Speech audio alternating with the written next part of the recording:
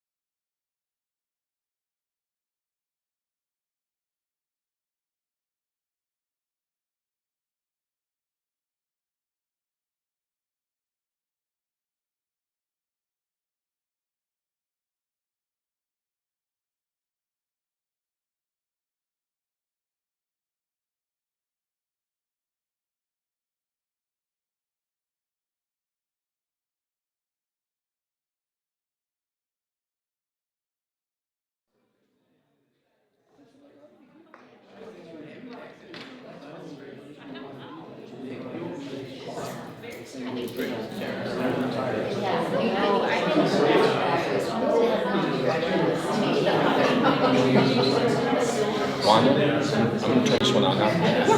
That's great. And we're, oh, I don't have any watches. That's 5:30. We start now. Oh. It's time. Yes, sir. It's time.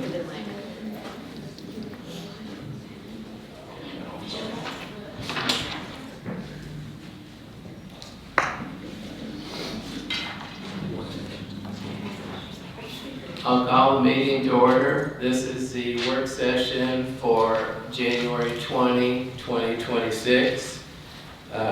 First item is review of the minutes. It's for approving the minutes from December 15, 2025. So if anybody sees anything about that, you can bring that up. Okay. Next item, I wanted to mention about our bond special meeting. It's February 3 at 5:30 p.m. And we have 4 people out of 6 able to come. So if anything changes, be sure and let me know. We need to have enough people. And the closing is scheduled for March 17th. We had some good news last Thursday on the bond, that we got a AA rating. They rate each thing individually. In our first bond, we were AA minus, and then last year it got approved, promoted to AA. This was by Standard & Poor's, who rates the city bonds. And this new bond, so we thought it might be AA minus, but it was rated AA also, so that was good news. And another thing that I just wanted to mention briefly, that is not on this agenda, but it'll be on next week, is since it's January of a new year, we'll be choosing a mayor pro tem. And Jason, did you want to go over the rules again for that? I can. We have rules for everything, including how this happens, and so once a year, I'll always refresh the council on this. It's rather brief, I'll read it to you. The city council shall, at the time of organizing in public session, elect one of its members as mayor pro tempore. Any council member may nominate himself or any other member of the city council for mayor pro tempore, and no second of a nomination is required. Each council member shall vote by naming his choice by voice vote if there is more than one nominee for a position. A majority vote of the city council shall be required for election. In the absence of the mayor pro tempore shall preside at the council. The mayor pro tempore, acting as the mayor, may move, second, and debate. It talks about the power of the mayor pro tempore. So that's the process. So there'll be basically a nomination process. You may nominate yourself, and no seconding required. If you have more than one nominee, you'll vote by name. Majority rules. Okay, thank you. Next item is item B, is an ordinance amending section 2551, standards applicable to special events of the Code of Ordinances of the City of Bella Vista to eliminate the liability waiver requirement and for other purposes. Either Cassie or Jason, you want to say something about this? Well, I'm going to let Cassie come up too, but I can sort of tell you why it's not needed. This, if you recall, we sort of readopted we took our parade ordinance and we made some changes, turned it into special events, and made several changes at one time. This is one that we should have fixed, and it somehow didn't get done. But right now we're requiring the applicants to basically sign a waiver saying that they're going to waive the city from any liability that the city would have related to the project or the event. Yeah. And we don't have any liability. We have immunity. And so there's really no liability they need to protect us or cover us for. And so it's creating a lot of issues, and I'll let Cassie address this because people are asking about it, and it tends to be a point of contention and question, and it's not needed. And so I was going to let, kind of practically speaking, how you've seen it. It was part of the revamping the application process. It was included in that. And this was just a little tiny blurb that just got overlooked and left in. So rather than having to go through an extra step for the applicant, any extra paperwork, we're just going to take care of it and get it out of there to avoid any other confusion. Would you want third and final on this? Yeah. Yeah, I mean, either way, it doesn't, Does it need to happen it doesn't quickly? affect the ability for applicants to apply for that. It just will, it's just like a house cleaning. If the council's willing to do it, the sooner you do it, the sooner we can eliminate the confusion. Yeah. I guess would be what I would say. So we should put in there a provision of emergency clause? No, I don't think that it necessarily requires immediate effect, but certainly if you can bring it to final conclusion in January with the third and final reading, within 60 days, you're going to be covering events that are being the warm weather months and whatnot, so that seems to be sufficiently timely. But Cassie may have a view on that. No, I agree. So if we're doing third, well, it can't be a consent agenda anyway, is it? Because it's not a resolution. That's correct. Okay, good. Okay, thanks, Cassie. Next one is an ordinance waiving the requirements of formal competitive bidding and authorizing the purchase of street sand and salt based on price and availability by informal price quotes through December 31, 2026. Karen, did you want to say a couple words about this?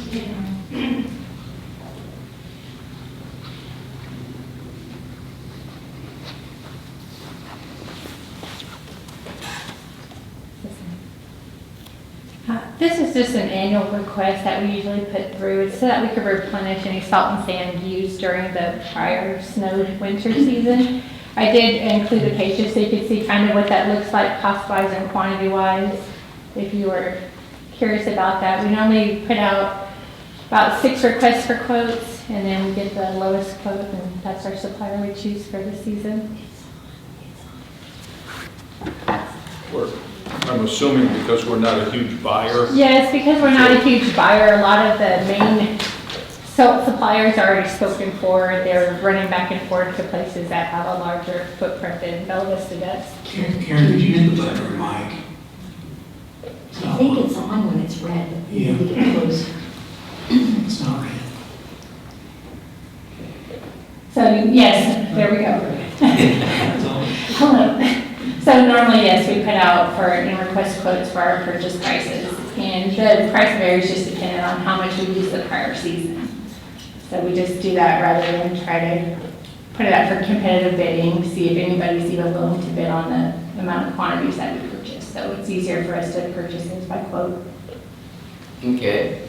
Larry? I have a question. Is there any interest of the member metropolitan communities in Northwest Arkansas to collectively bid that product? Or not? I haven't asked, reached out to other cities.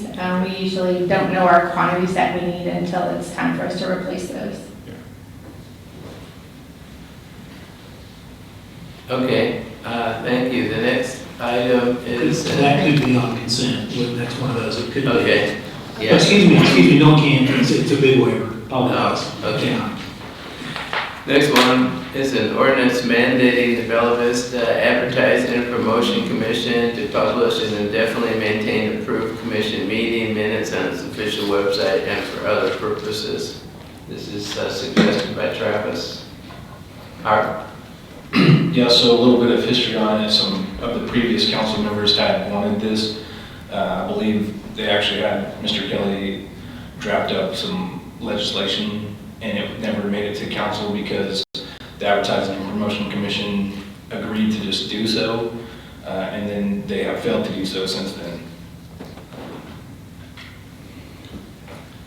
I guess my thought is the mandating part of it, could we use a softer term than mandating?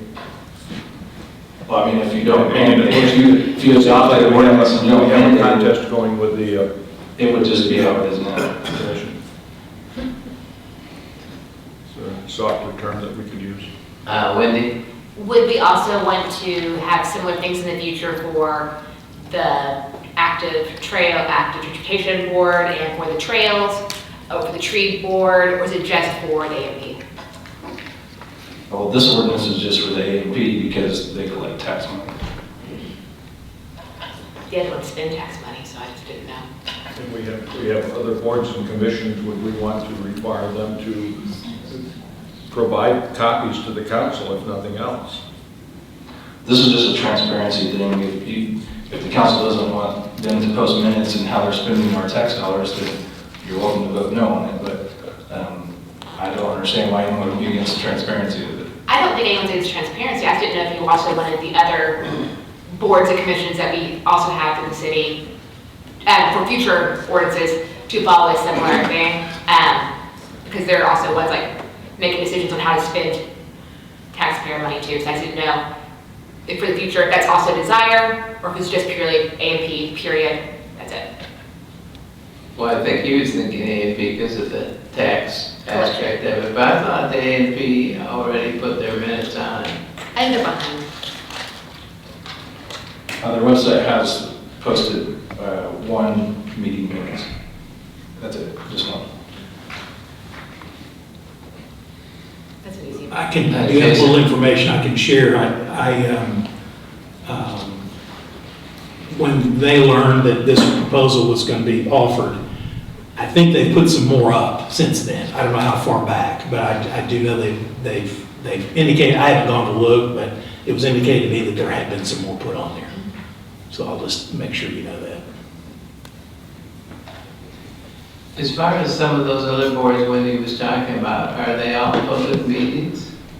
They're not governing bodies, they're not typically, but I would say this, not all those boards take minutes, Yeah. so. Shay?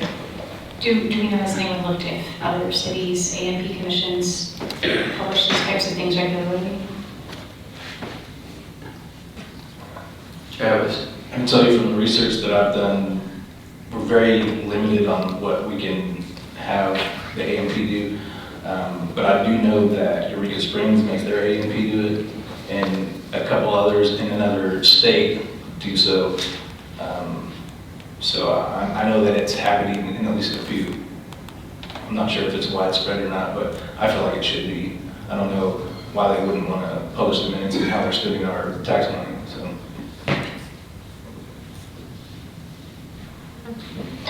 Anna? With Mayor and Councilwoman Hughes on the board, can you all cover it at your next meeting and just work toward it? Or just work toward it?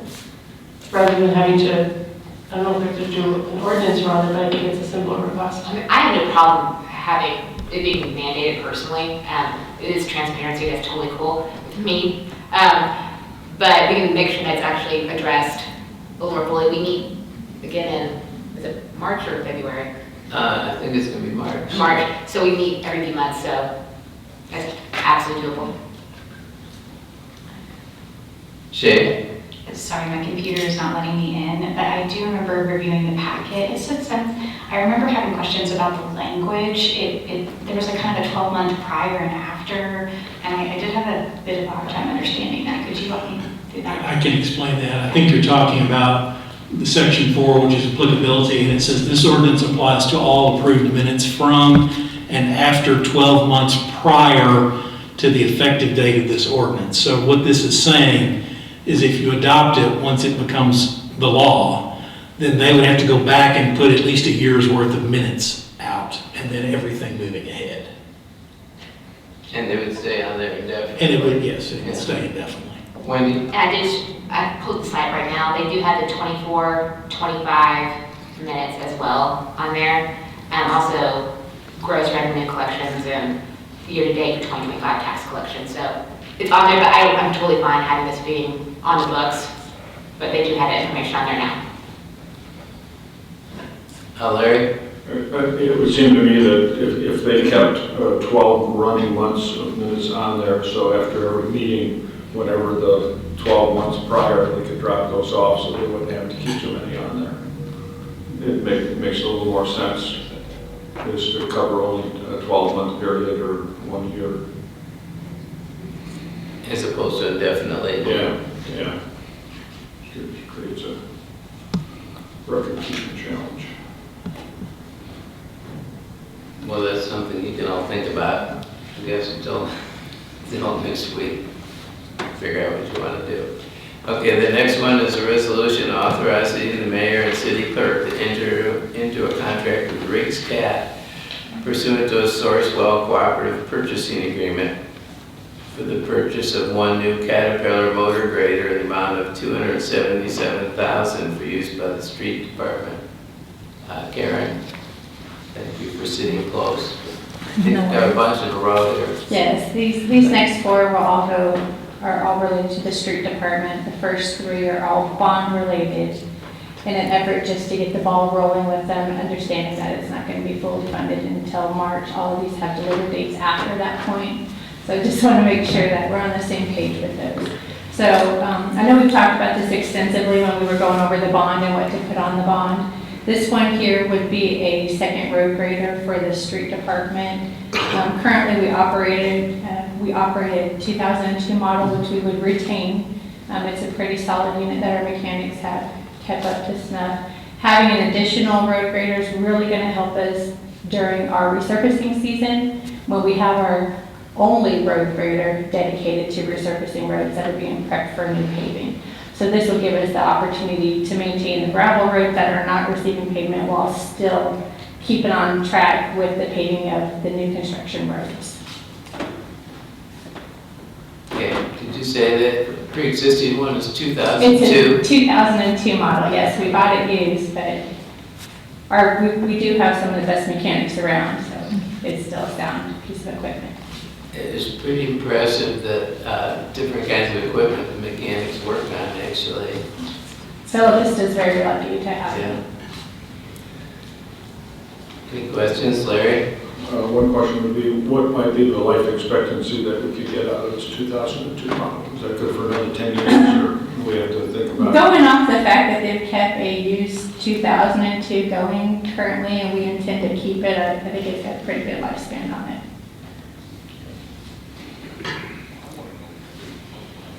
Okay, thank you. Next one's resolution F, authorizing. Would that be consent issue? It's on the budget, right? Is there any objection to it? Well, I don't know, spending money, so. It's on the bond and it's been voter approved already. Travis? Yeah, that's what I was gonna say. Over here, you won't get any objections for if it's on the bond issue. I'm fully consent. Yeah, I think I am too. Okay, So would you put that on consent? okay.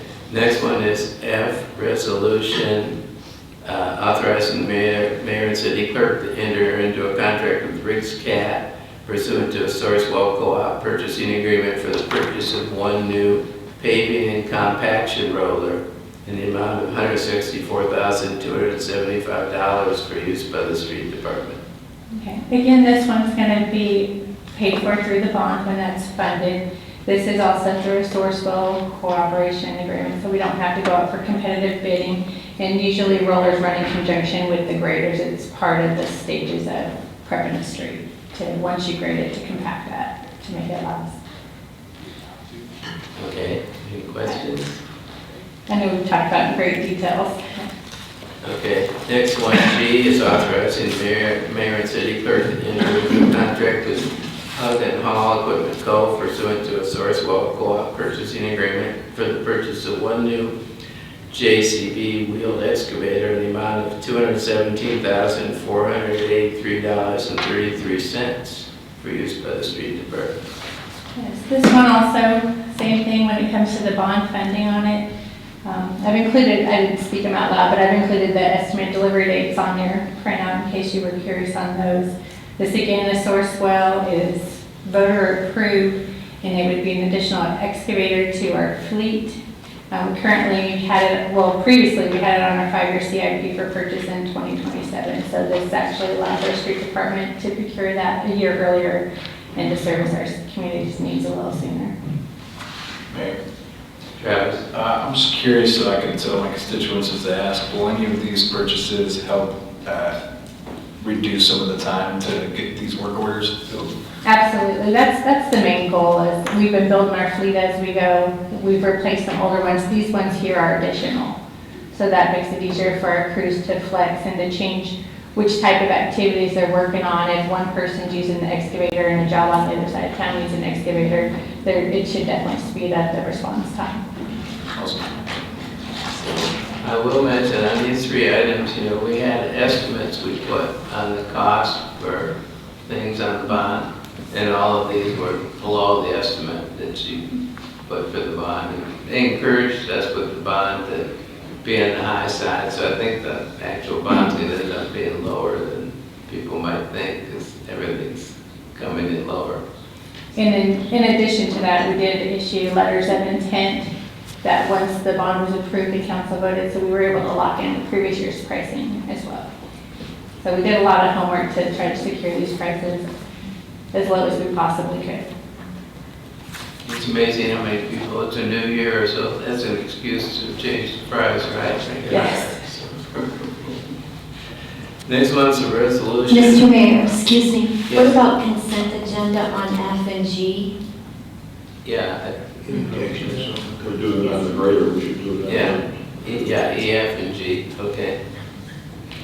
Next one is a resolution authorizing the mayor and city clerk to enter into a contract with P&K Equipment Inc. pursuant to a Sourcewell Co-op purchasing agreement for the purchase of one new John Deere utility tractor with rotary cutter and cage in the amount of $67,275.71 for use by the street department. So this one's a little different. This one's going to be on our capital budget. Right now what the city does is we run 2 mowers in each central, west, and east. We run them in pairs mainly for the safety of our employees. That way they're checking in with each other. No one's out there all day, possibly in a ditch or anything like that. What we're hoping to do with this one is to buy a new tractor, retain an older 2012 unit that we have, that had, for those who have been here long enough, it had actually been through the fire when our street department had caught fire, mechanics rebuilt it. And then that way we could keep the 2012 as a backup so that if a part goes down, it doesn't shut down the pair on that team that's working that section of the city. So it should be able to allow our guys to continuously mow when one tractor's down, because we would retain the 2012 as a backup and to use whenever we're doing routine maintenance or repairs. I would assume as a 2012 model and what it is, trade-in value or resale value is probably pretty limited. Well, the last time we had done an auction, we didn't really fare very well, which is why when we had the backhoe, we decided to use our older backhoe as a trade-in because it was more beneficial to the city financially.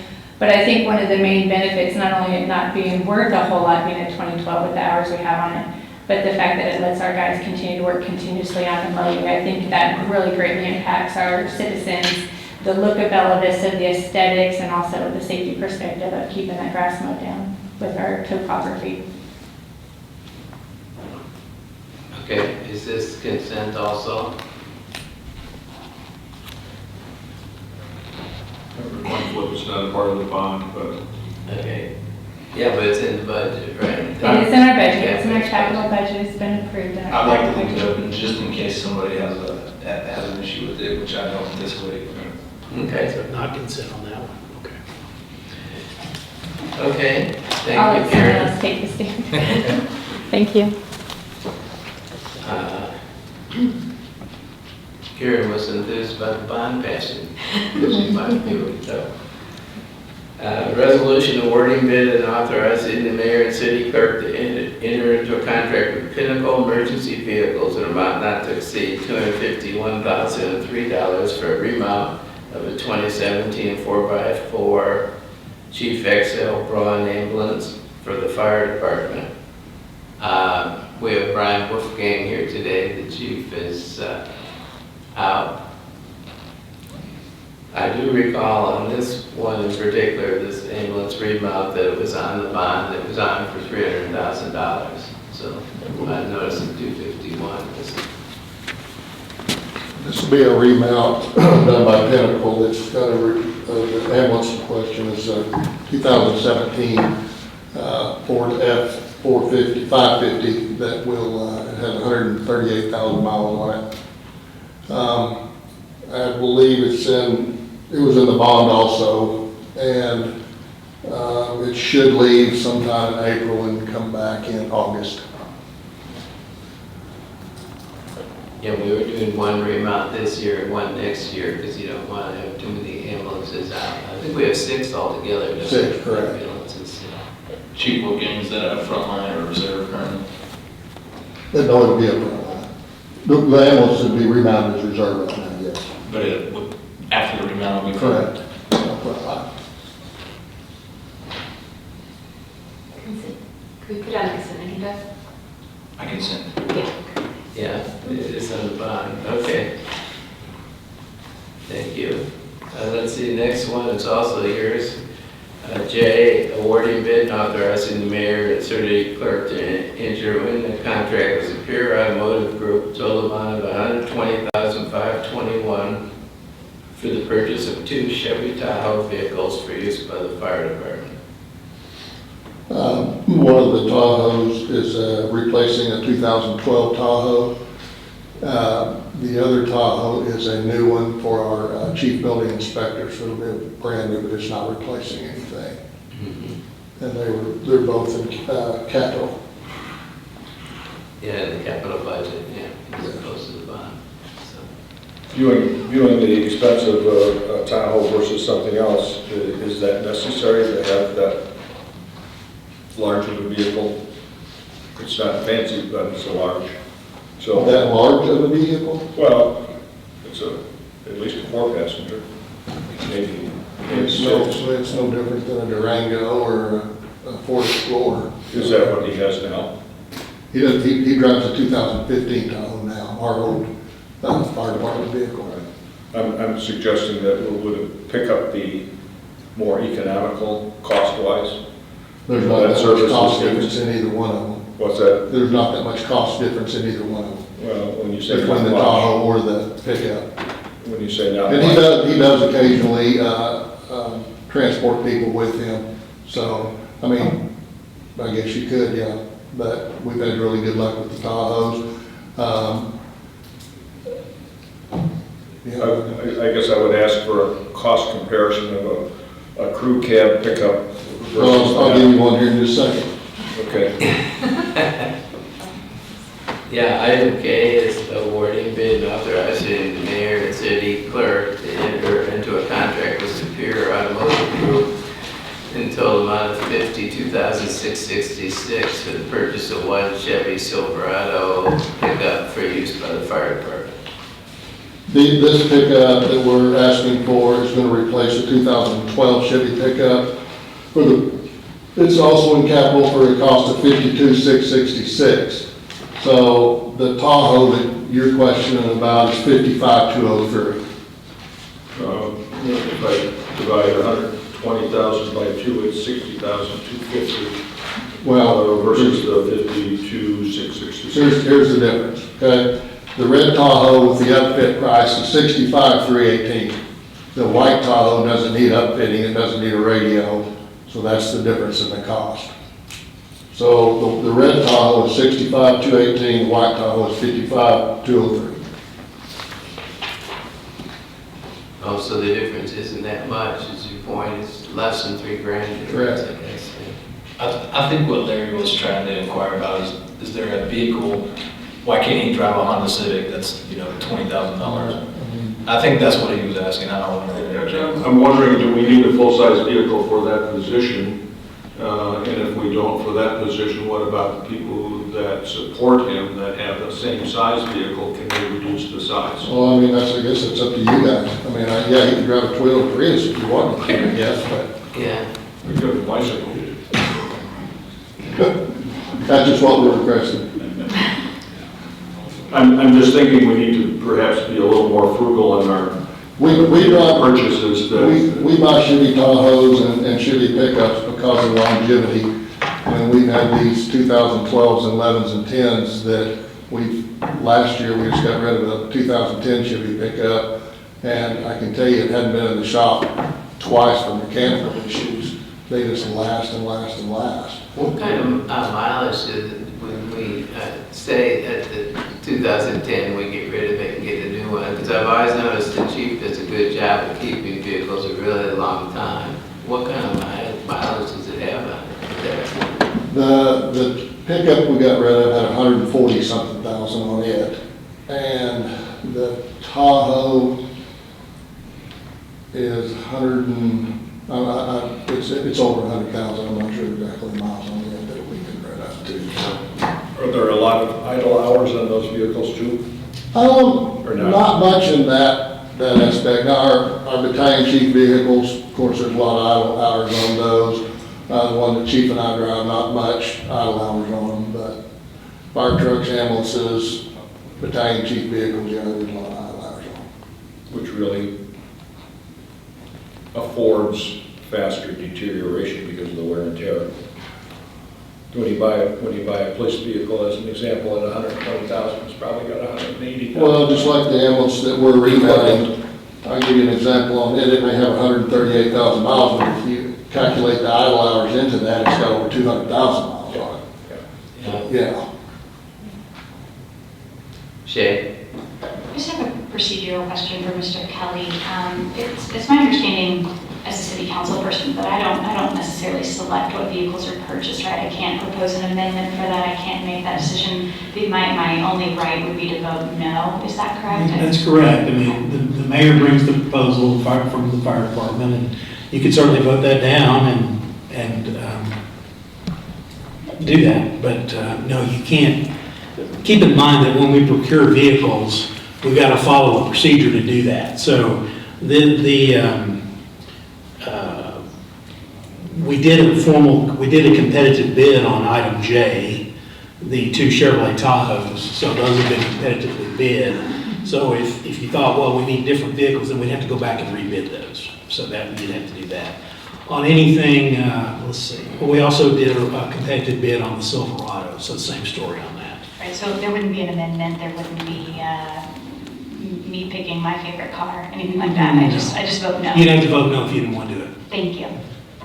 I think it's, I feel like it's due diligence to try to see if there's a way to save money though. I feel like it'd be hard pressed to say that that's out of line with a city council member. Is that what I'm hearing? I think Larry's question was just, could we get a cheaper vehicle? I don't feel like that's out of line, that's all I'm saying. I'm not saying anything's out of line. I'm just saying that if you don't want to do this, then, and you think there could be cheaper vehicles, you could say, we're not going to do that, and then we could go bid smaller vehicles if we needed to, but we're still going to have to go through a process. We can't just say, I found an ad last night, let's buy this one. You can't do that.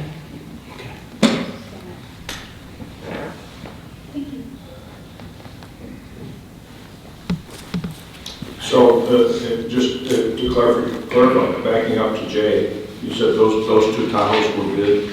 You bid those? Correct. And the pickup. They weren't available on the state bidding list, or? They were not. Really? No. No. They haven't been on the state list for a long time. And these are special service vehicles. Actually, even the white one's special service vehicle, because we can get it, it's not necessarily that on the white one we need a special service vehicle, but we can get that vehicle cheaper than we can without being special service, and it does have more options on it, so. It almost seems to me like we've had the same thing with police vehicles ever since COVID. It's the list hasn't been quite what it used to be. Well, So the now it demand- never quite came back around all the The way. demand for them is outrageous, so they don't have to do that state bid anymore. Is that why? Yeah. It is interesting, so in the experiences, I know the police chief has found that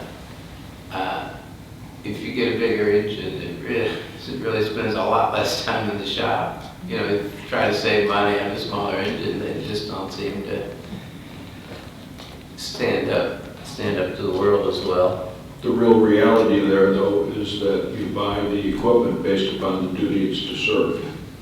Yeah. If you have a book load to pull, you don't buy a 4-cylinder, you buy an 8-cylinder, or whatever, or a diesel. So it's a matter of matching the bid specifications to the application. That's a good point. Any more discussion? Okay, thank you, Ryan. Next ordinance is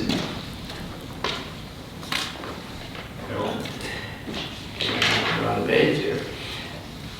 L, approving the mayor's appointment of Eugene Oberlander Jr. to the Bella Vista Board of Construction Appeals for a term ending December 31, 2028.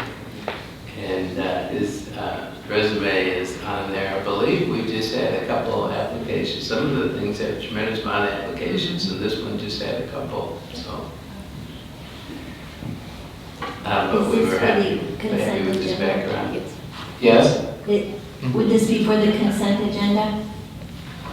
Yes. Okay, May I say something, Mayor? sure. Items like this, serving on a board or committee like that, to put that on consent, I think we're doing them a disservice by not publicly stating their name. Recognizing. Sir? Yeah, I see. Yeah, I mean, I hate to just kind of read past people that volunteer, and it's not like we're gonna put a medal on their chest or something like that. It's just, I think we need to acknowledge the people that do in fact volunteer and spend time on these boards and committees. I just hate to see stuff like this just go right to consent and just kind of forgotten about. Sure.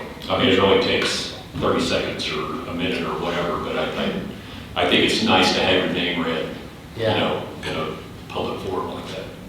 Okay, Okay. that's a good point.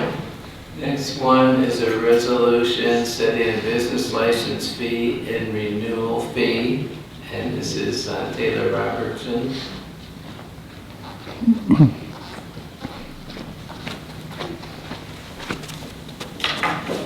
Don't have too much for you. Sent out the comparison of the fee analysis, resent it to you guys from October of this fall. This is just a proposal from staff. If you guys have any amendments or want to change for the discussion tonight, obviously that is within your right to do so. You guys set the fee per the ordinance that was recently adopted. Just how it's written, it may be cleaner if we have an initial fee and a renewal fee. However, if you guys choose, those can be the same. But those are two separate provisions within the ordinance, and so that's what's been proposed to you in the resolution before you today, as well as just a general recommendation just from what the large majority of what is being done by other cities. So 50 is what's being proposed to you guys, and then renewals, if they renew within that time frame and meet the criteria of a renewal, then the following licenses would be $25 or half of that. I'm happy to take any questions. And this is effective February 9, correct? The ordinance is effective, Yeah. correct, yeah, but this would be, it's a resolution, so once you guys approve it, it would be effective immediately. But yes, the ordinance does not take effect until February 9th. Travis? Why is this fee not on the big fee list, whatever, I can't remember what that was called, the fees schedule? It'll be added to it if you guys approve it. Okay. It'll be added to the department schedule fees.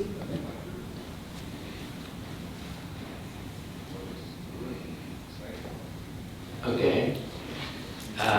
Next one is resolution approving the mayor's appointment of Chuck Woods to the Tree Advisory Board, position 3, for the remainder of a 3-year unexpired term ending May 1, 2028.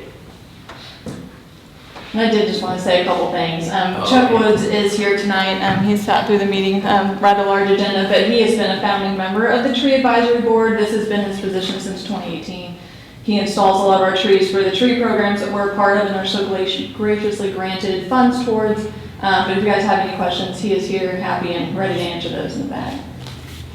He's also our trail guru as well. He is a trail guru of Bella Vista Trails, that is correct. And a really great name. That's what I was going to say. Awesome name.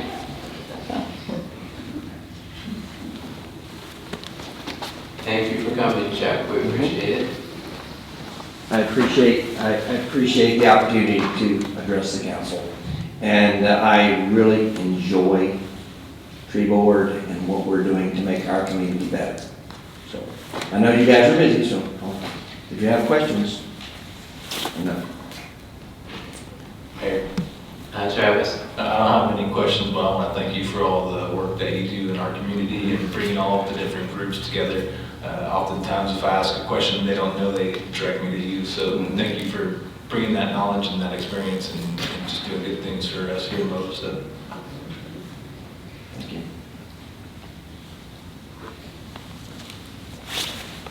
Appreciate it.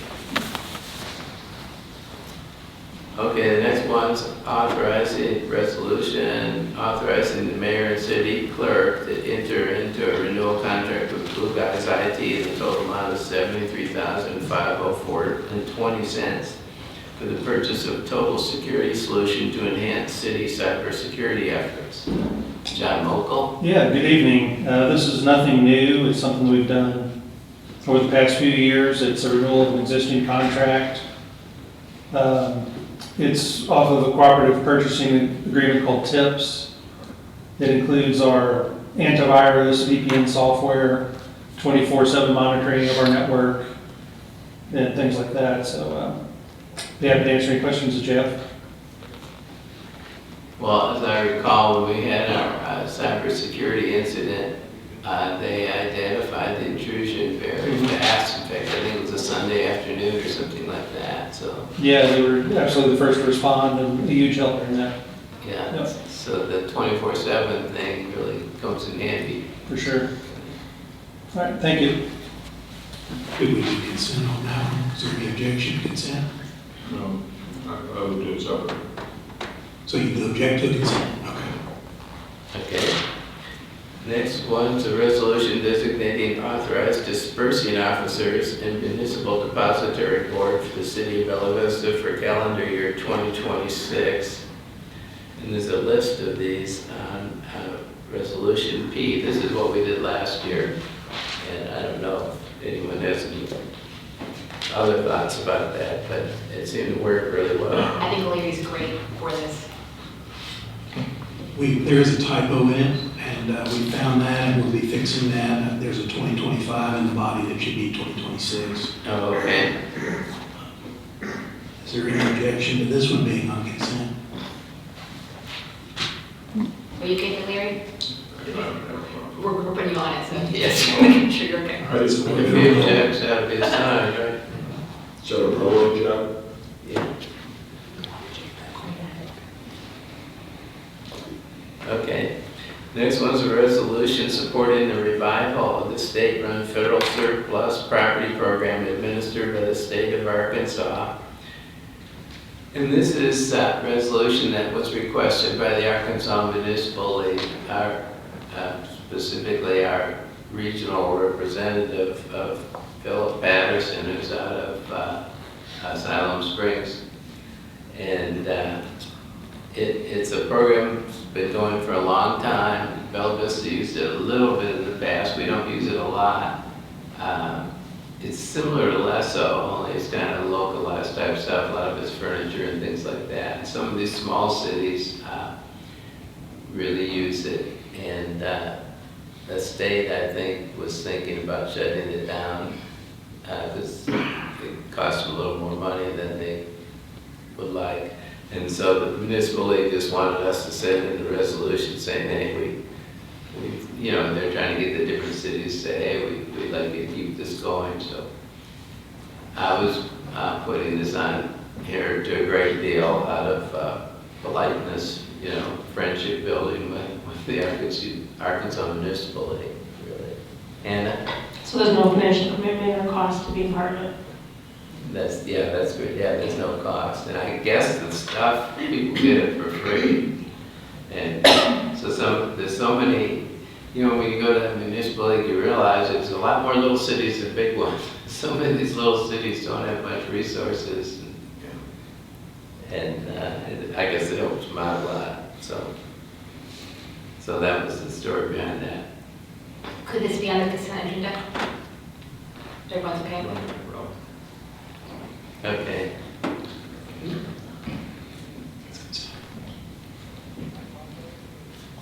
You know, when we decide something to be on the consent agenda, as the attorneys pointed out, we get here next week and say, hey, I thought about that, and I don't think it should be. I mean, you have the right to change your mind, but it's good to figure it out ahead of time next time we can. Next one's a resolution authorizing budgetary funding transfers between departments in the 2025 annual city budget. This is something we do every year, and the point of it is that the total budget has to be below the expenditures we mentioned at the beginning. Every once in a while, there's a department that runs over a little bit, and other departments are under, so they can make up for it. So that's the point of this. Cleaning up the ledgers for the red and the black. Yeah. So you want to put that on the consent, or Travis? Could this not be a permanent ordinance, or where you don't have to renew it every year? When you purposefully restrict your annual city adopted budget as a departmental budget, you don't necessarily have to do that. You could just say the city could spend $20 million and not designate what department it goes in. But you do designate departments, and so this is a measure to, if somebody has a last minute cost overrun and someone else is under budget, to be able to adjust all that within the grand total. So I guess theoretically you could adopt your annual budget without designating it by department. That would be handing, no matter who's in office, I always say these things, no matter who's in office, is not a statement about anybody in office. That gives the mayor tremendous authority. The council would be giving any mayor tremendous authority to do that. Yeah, I don't like that. Oh. No, and I'm sure everyone here would handle it, but I just want to make sure I say that anyway. I'm not sure I like that either. With authority comes responsibility, right? It's a housekeeping thing, so I don't have a problem in dealing with it every year. It's usually a straightforward thing. We have a finance director and staff, along with the mayor, that manages our actual day-to-day expenditures. And so it's kind of a housekeeping thing. We just put it on the list every year in January. Okay, so that could be on consent agenda, I guess. Will I have anything to debate? Okay, the next one is a resolution authorizing the mayor and city clerk to enter into a 12th amended animal services contract for animal sheltering services with Bella Vista Animal Shelter, Inc. And this actually falls under the police budget, and it's the same as last year.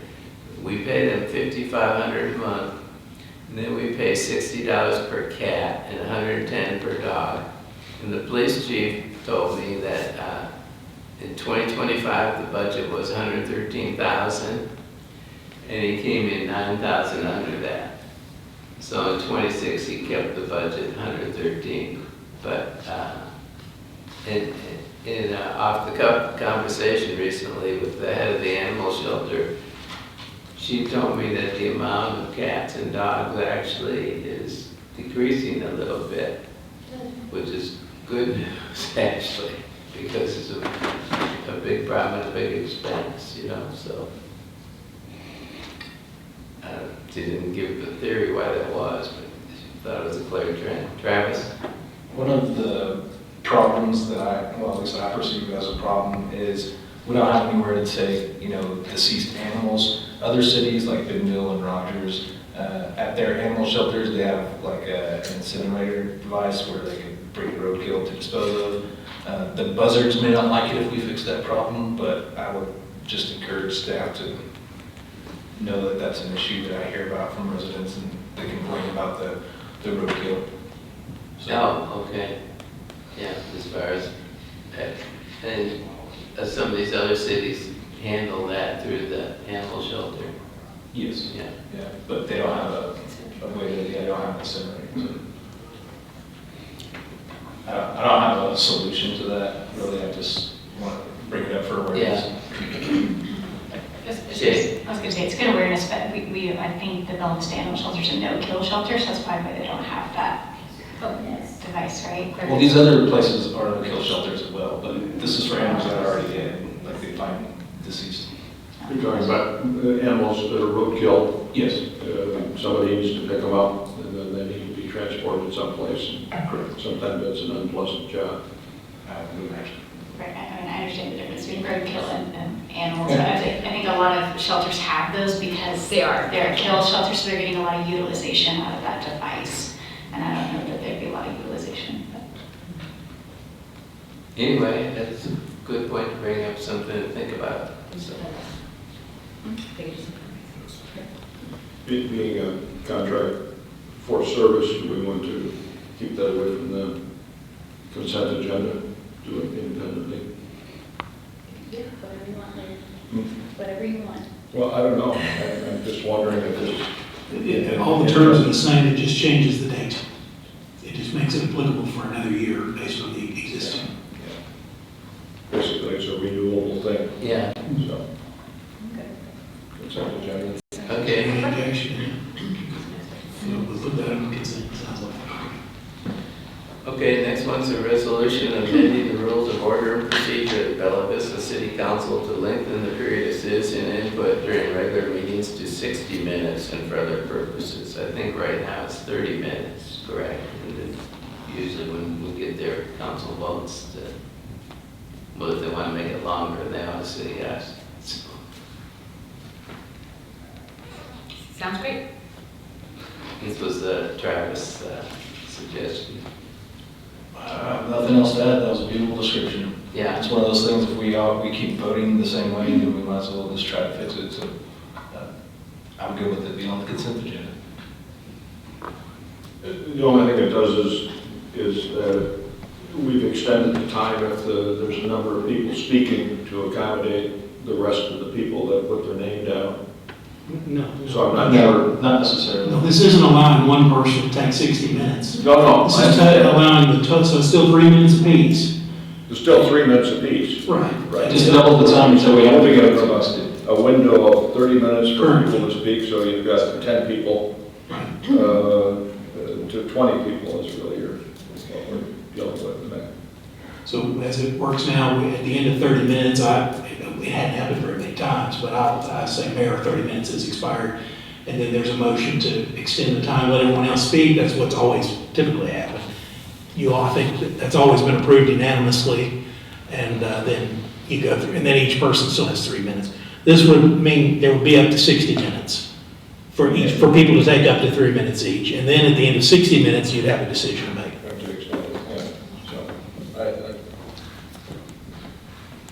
I don't know. Do we even need it? If we extend the time? If we haven't changed the speaker time individually, I don't know if it makes any difference if we open the window up, because we allow the people who attend that sign up to speak anyway. I don't know that we cut them short. It's important to hear from the citizens. And if they're here to speak on an issue, we want to hear from them because it may affect how we vote in the bottom line. But I don't know if we need to open that window up formally, in my humble opinion. Yeah, I don't really see the point. I mean, I think we already have a lever in place that works, so it's just sort of busy work. I don't know if this does anything for us at all, quite frankly. I mean, you may think so, but I don't know if it does in my mind. Yeah, in my opinion, it just streamlines those nights where we have a lot of speakers. We don't have to stop and take a vote and roll call. It prevents that from happening. So in my mind, it streamlines things just a little bit. So. But out of 12 meetings, how many times do we actually indulge more than 30 minutes time? So that's my bottom line question. Shane? I was just going to say, I think I'd rather personally not have this just because it does make decisions for future councils. And I also think it's kind of nice for the citizens. When that vote goes around, I always kind of see a bit of a reaction on their faces of like, oh good, I'm still going to get to talk. And just having that reaffirmation that we do want to hear from them and we're glad they're there. So I would like to leave it at 60. Or 30. 30, thank you. Okay. So this is not going to be consent, sounds like. So. Yeah, okay. Then we have some discussion items, several. The first one's the Child Advocacy Center. This was a request for $30,000 based on the fact they were short $600,000 and they felt we were 5%. So I went and visited the center, and Travis Hart was there also. And it was like those things usually are. It was very educational and learned a lot and met with the people and appreciated it. We met with Natalie Tibbs, who's the head of it, and Tommy Coughlin, who's on the board. I think he might be over the board. Anyway, they spent a good bit of time with us. So then after we did that, what happened is it came out in the news about them getting a lot of money from the state, which was nice. It was $600,000. And of course, they already got $100,000 from the county for this year, for 2026. And so it changed my thinking a little bit. And I called Natalie and talked to her about it. And I'm thinking at this point, I told her we'd keep it in our minds. But at this point, I'm thinking we probably shouldn't do anything, kind of wait and see. They're very professional, and they're very good at what they do. And, you know, aside from talking to the police chief, the other day I had the opportunity to talk to some attorneys that were running for judge, and one or two of them did a lot of the sex abuse cases in Benton County, so they were very familiar with the CAC, and I got to talk to them about it. Everybody who deals with them professionally thinks it's a very worthwhile program. There's no question about that.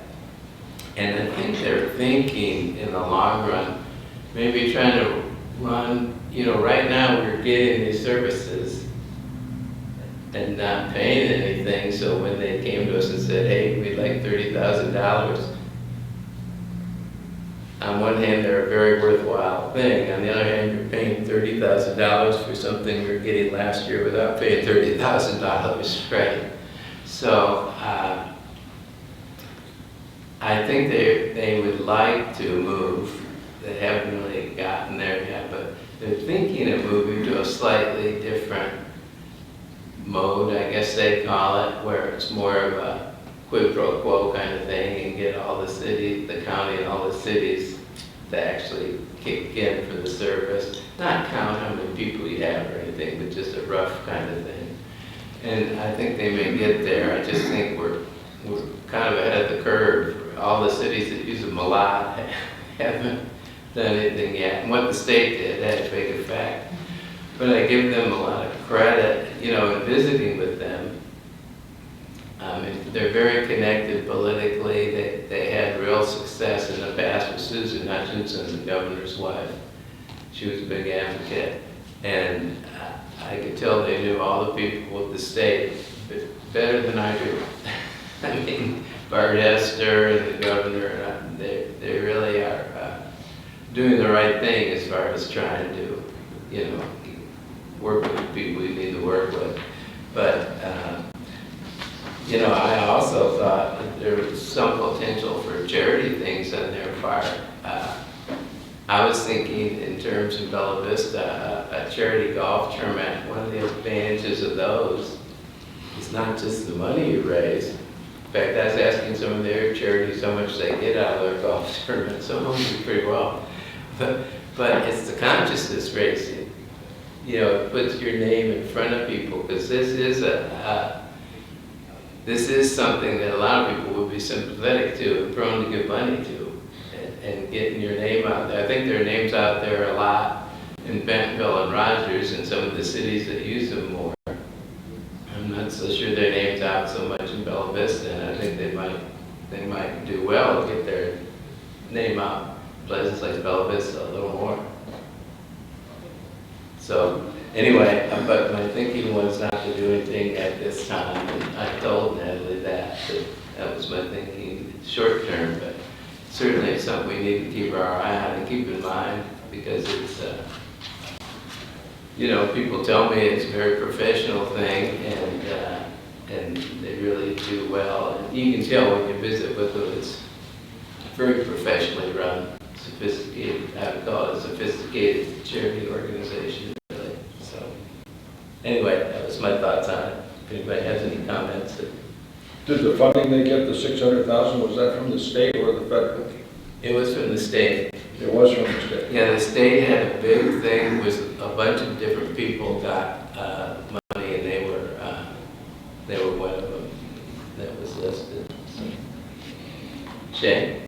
I did want to say in the article that I read, I think the state espoused a goal that while they are funding it, it is their long-term goal, kind of like what our mayor was saying, that these types of organizations that receive these monies, that they become self-sufficient, which would kind of allude to what you were saying, where the cities chip in, or they do golf tournaments, things like that. So I do just want us to collectively keep that in mind, and you might want to go find that article yourself and read it, that there didn't seem to be any kind of commitment by the state to perpetually renew those funds.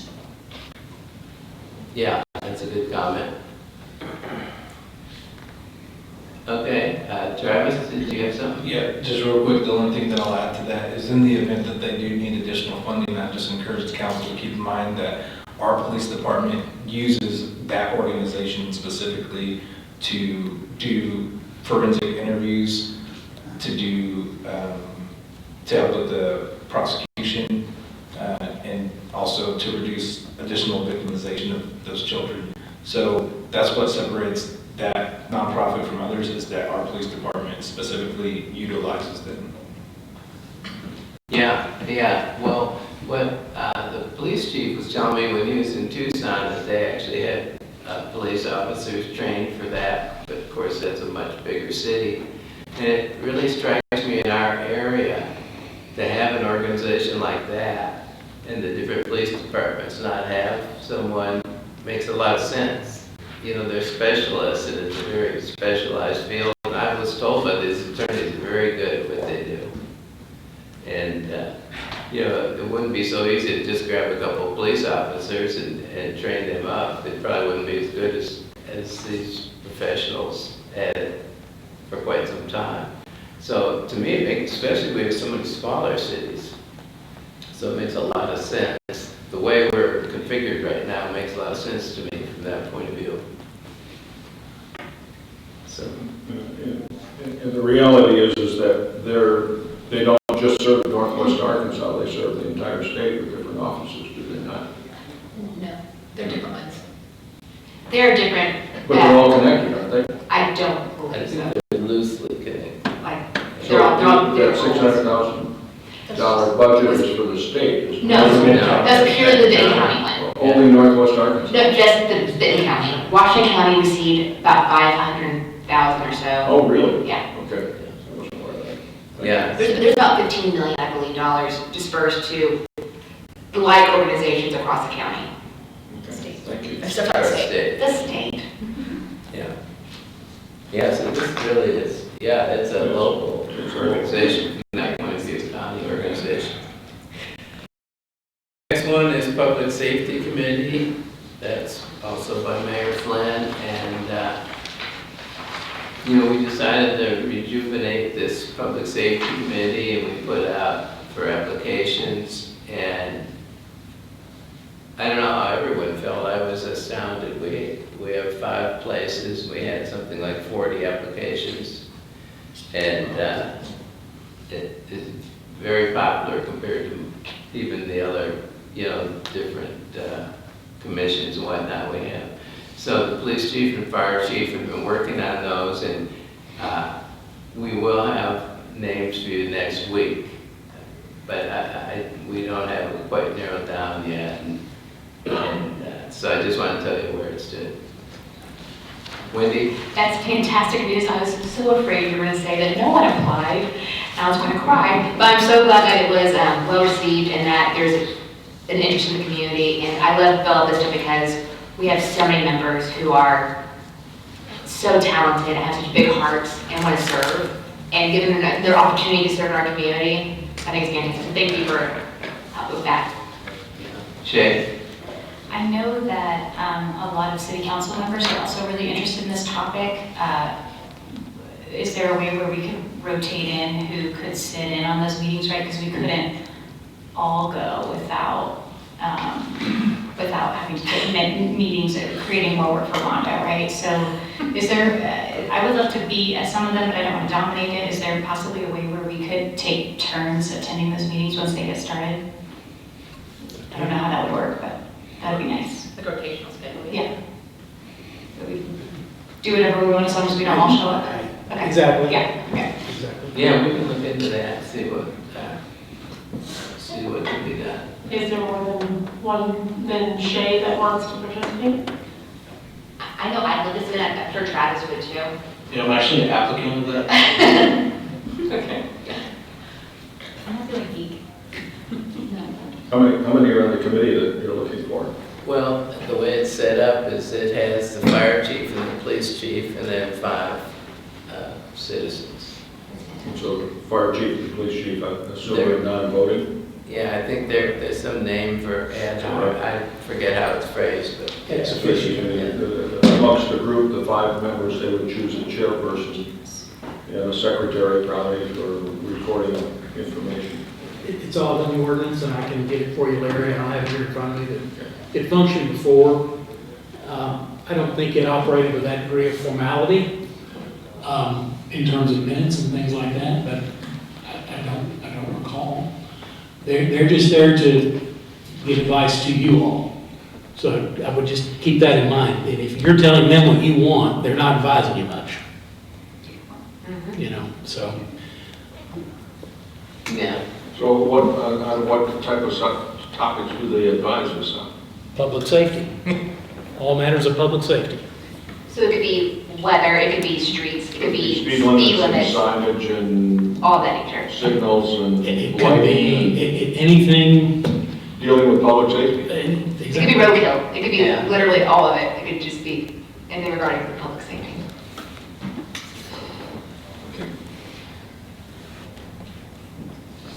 Okay, the next one is aesthetics behind Cafe USA, council member Travis Hart. I can't take credit for printing off these, I have no idea where they came from, but I've received several complaints about their building just behind Cafe USA. We, as the city, they take people to court for a lot less than this. We cite people for a lot less than this. I've brought it up multiple times, and I don't know what to tell people when they complain about it, because it seems like we're not doing anything about it, so. Who's the property owner for It's that? Cooper. It's Cooper. It's still Cooper? Yeah. Wendy? So I know that I attended the planning commission meeting over the summer, I believe, where the applicant, Cooper, had asked to bring us back to green space. And so personally, whenever I get conversations from constituents about a complaint, whatever, I do try to reach out to staff first, because we might be able to have an answer before taking up more time on a council level. But personally, I was assuming that green space would be taken care of maybe in the spring or so. But I think Taylor might have more information, since she's the one who brought up pretty detailed plans about literally what they're planning where. Are you able to speak on that at all, Taylor? So you're insinuating I didn't bring it up to staff, that's not true, I brought it up. Well, I brought it up in council meetings because you brought it also up in other city council meetings. And I know I said, hey, the planning commission actually voted on this in the summer, but I think just an email or call to staff for most things can help answer a lot of questions. Taylor, you want to give a little background? Yeah, I can just speak on the history of the permitting side of things, from the site development perspective. It was in the summer, it was in June, I believe, or it was in May. One of those two meetings in the summer that CCI, the landowner, came to the planning commission and asked for an extension of a previously approved large-scale or site plan development permit that they had received due to issues that they were having getting everything under one contractor, aka contract. They needed more time. Planning commission gave that to them. They gave them an additional 6 months. And so they have until June of this year, June 9th, I believe, to start work. However, the mayor asked me to bring some exhibits, and that's what you guys have before. This is the approved site plan, including the planting/landscape plan. And then I also gave you like a GIS aerial image to kind of orient yourself as to what's there right now. You'll see multiple unused concrete, impervious surface or access curb cuts that are accessing that on-ramp right now. Red dirt, and then we all know the walls from driving by it as well that are there. They are proposing to remove a large amount of impervious surface and a large amount of walls, grade it out, landscape it, sod it out, and then give us additional landscaping that technically wasn't even required. They are just doing that. So I gave you an up-close view of what the actual intersection or interchange of town center will look like, the native vegetation that they're giving us as well. So it'll be heavily landscaped right there at the first viewing of town center east. But an update from the permitting side, again, I can't speak to the code compliance side, but from the development perspective, they are now saying that they are still working on some architectural features of the contract. But Jim Keith said that he hopes to have the contractor and contract ready to execute and to start work by the end of this month, January 2026. Okay. And with that, I can answer any questions about permitting. So this landscaping plan that is a part of their project plan that you're looking at? I gave you a zoomed in version of the site plan so you can see it a little better.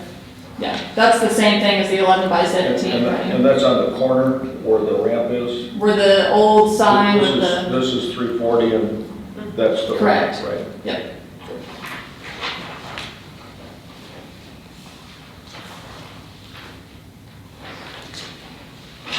Review-wise, is this something that's approvable by the planning commission? Oh, it's already been approved, we're just waiting. Perhaps you're waiting for them to package up the stuff. We're waiting on their contractor.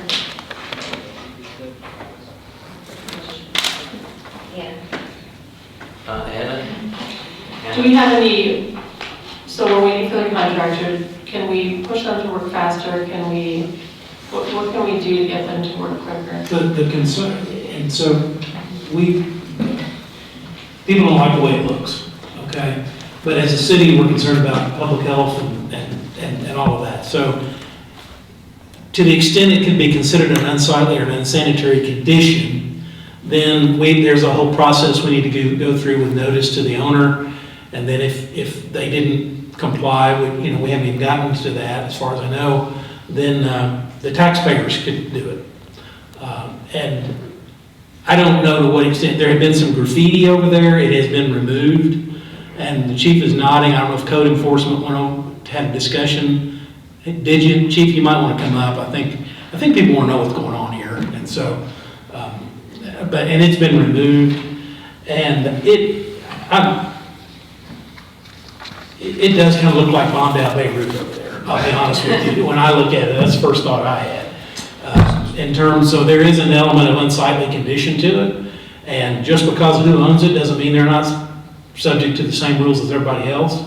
But I think what we've heard is that there's a comprehensive redevelopment we've approved that's going to make it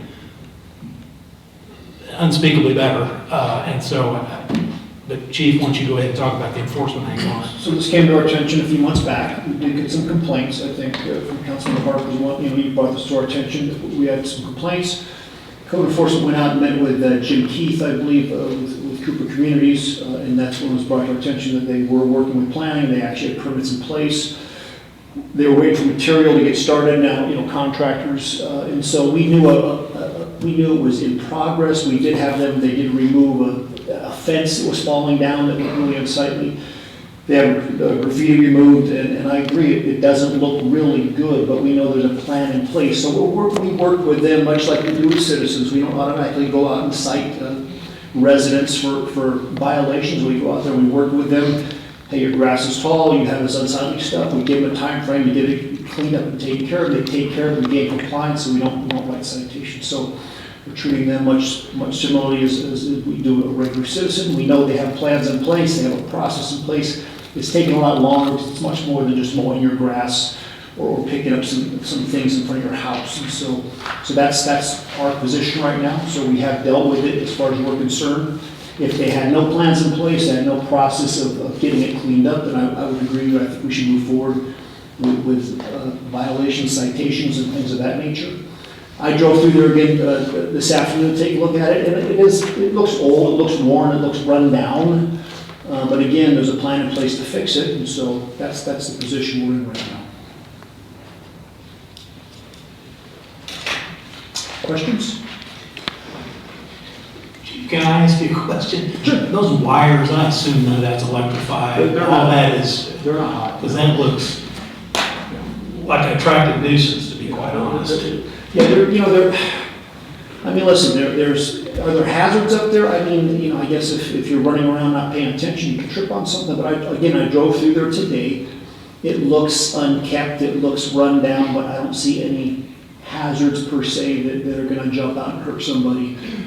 If you're running along that embankment, or there's not really a wall there is some orange construction fencing. Some of it's fallen down because it's been up there for a while. But for the most part, I don't think there's hazards up there that are going to hurt anybody unless they're up there necessarily doing something they shouldn't be doing. There's really no reason for cars to be driving back there. There's no businesses open back there. And so really, I never see traffic back behind that portion of the property we're talking about. So I just don't think it's a problem right now. It looks bad. But again, there's a plan in place, and so I think we should let the plan work out and let them get it done. The latest update we had was end of January, is when they planned on starting, we thought, right? And that's what we've been told. Initially, when we met with them, they were telling us February or March, and now, the latest one is January. So they know we want to get it cleaned up, and so I think they're working to get it done. So I'm not sure what else we can do to make it happen faster. Okay. So their proposal really is to clean up the remaining basement walls that are exposed there, that are in concrete, to clean that up and I haven't turn it into something that's more suitable for its area. The lower walls are being removed entirely towards the on-ramp, and they're grading over that and putting sod on it, making it So it'll be green. like a berm. It'll be a nice hillside. Yeah, they're gonna feather it out. And then they're gonna reconstruct the large wall that's holding up the parking lot. Which is along 340. No, it's along the parking lot on the south side. Or on the west side, sorry. This is, north is facing the other way. The parking lot wall that faces the on-ramp, that wall they are bringing back up to code compliance and making sure it's structurally sound to support the parking lot. But the walls that are west of that or towards the on-ramp are being removed, feathered out, sod, green, hillside. Where the basements used to be. Yes. Yeah, okay. So they're gonna do a facelift in there and make that better? I believe, well, the whole site will obviously have a facelift with this plan, but per the update we got from him on January 5th, Jim Keith, it sounds like they're waiting on architectural plans for the building itself, so the building will also be getting a facelift with this project. So just the west side or the whole building that's there? I haven't seen the plan set yet, the architectural set, but it sounds like, I'm assuming just the side that's facing the west or 71. You know, the Harps renovation, they kind of did the They other did a lot, they did a lot on the harp side. And then this is the backside, it's got the peeling. Right. You know, And they resealed the Harps parking lot. And all of these tenant spaces along this side are all vacant, are they not? Cool. I think there's one. Maybe one. I think the vacation homes is still technically, No, they're up top. they might have moved, okay. Yeah. I went through it today, I didn't see anything that looked active. I didn't walk in all Activity the there for a long time. What's that? I haven't seen any activity there for a long time in the west space. I think their engineers were on site last week, doing a site inspection as well. Shay? Thank you. Just kind of while we're on this topic of sites that end up being seemingly abandoned, Taylor, can I just ask that you maybe check in on if we should add anything to our policies or procedures or even our city code about that? I know I've received complaints from citizens about houses that have burned and kind of the remains being left there for quite a while. Then maybe those are eventually raised and there's kind of just a foundation also lingering for years on end. And obviously we're really empathetic to anyone who's going through that situation. At the same time, the neighbors are kind of left with a situation on their side too. So I don't know if that's worth just taking a look at, but I did just want to express that while we're kind of on the topic of semi-abandoned areas. Mayor, Travis?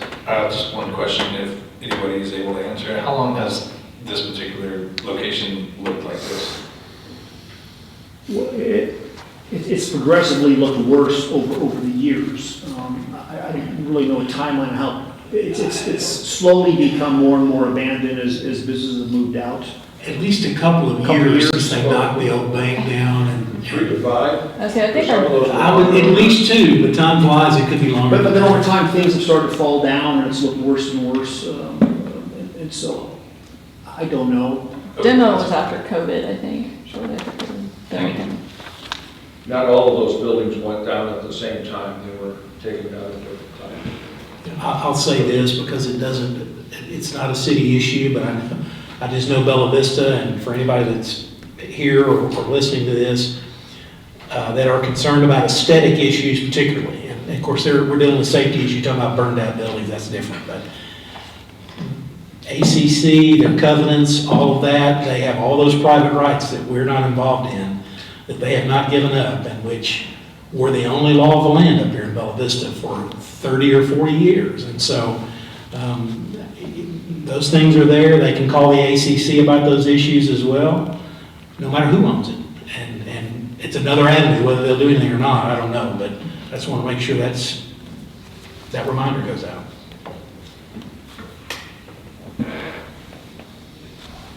Okay. Thank you for that. Appreciate it. Next one is X, establishing Bella Vista Chamber of Commerce and Recreation. Councilmember Craig Hunchel. I've kind of reconsidered this, because I know we as a city, we can't establish a chamber.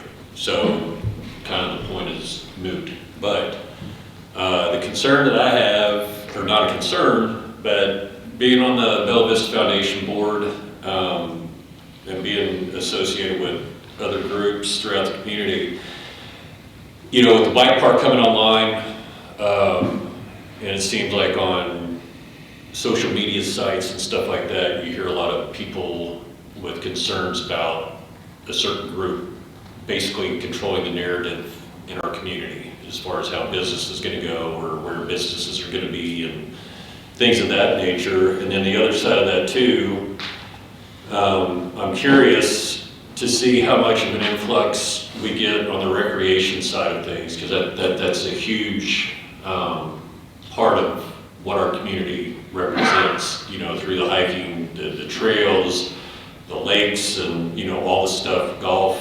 And it just got my mind kind of wondering, as far as people having a place at the table when it comes to how businesses are going to be represented.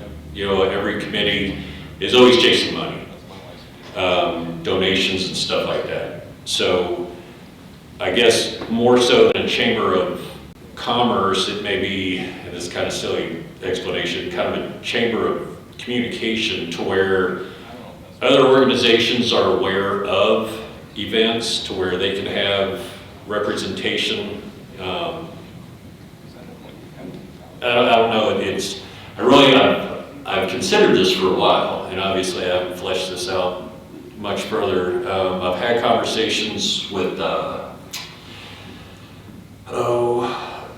Gene and Kelly, because that's the Bella Vista Business Association, is essentially the Chamber of Commerce. So instead of going through the whole process of trying to reinvent the wheel, and that's not what this is at all.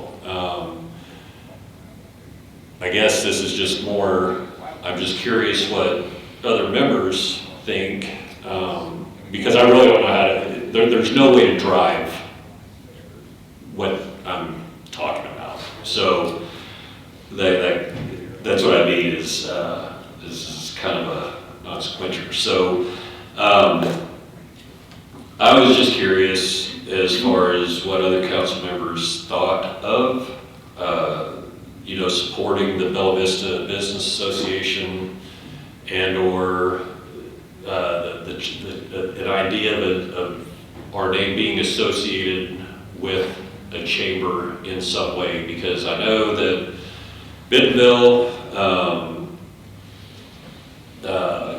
Brandon, I can't think of his last name. I have yet to speak with him at length. We messaged back and forth. But I know that Bella Vista was at one time part of the Chamber of Commerce / Bentonville Bella Vista. Mm-hmm. Yes. Yep. And I'm not advocating that we, you know, budget money for that or anything, but I just didn't know if we needed to, as far as, you know, moving forward with how the community is going to grow and shape. I just want to make sure that Bella Vista, you know, had their voice heard, you know, in that setting. So. Sir? Wendy? Okay, so Craig, I love this. I've been looking at a chamber for about the past year, and what it would take and having these conversations, and so I love this idea. I think it's fantastic. In kind of outline, I have this printed out for you guys too if you need it. In early spring of last year, I reached out to the mayor and Brandon Kelly, the A&P Commission, regarding the possibility of chamber and what involvement the A&P could have. Obviously, the A&P cannot legally subsidize the general doings of a chamber. I talked to Becky Parmalee at the farmer's market, because I'm just there all the time, so I love the farmer's market. And she was the president of the BBVA for 2025 regarding a possible chamber and if there's interest within the BBVA. She said at that time that this is also something that she had wants to have happen as well, and that there had been some interest from some of the members. Per Becky, the grand idea is that the BBVA will basically roll into the chamber. The existing cost of membership for the BBVA is $50 annually for a recognized nonprofit, $100 annually for a basic membership, $250 annually for a corporate membership. And I believe that she, at that time, also indicated that she already had some of the arts of corporations, some of the paperwork you would need to get a chamber started, just needed to have like backing and support.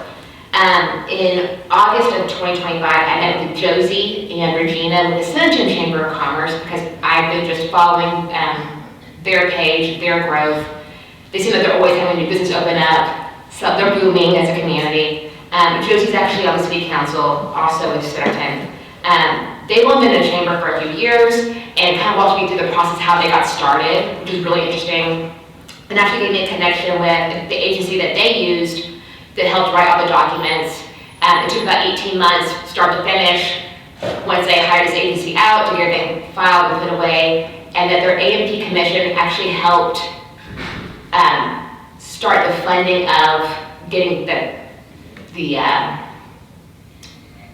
study done to kind of kickstart, and then they kind of took it over from there. And then I had been talking just kind of casually with the owner of that agency. He's currently the president and the director of the McDonald County Chamber, but is allowed to help start other communities or help other communities start chambers or start their Main Street projects or economic development.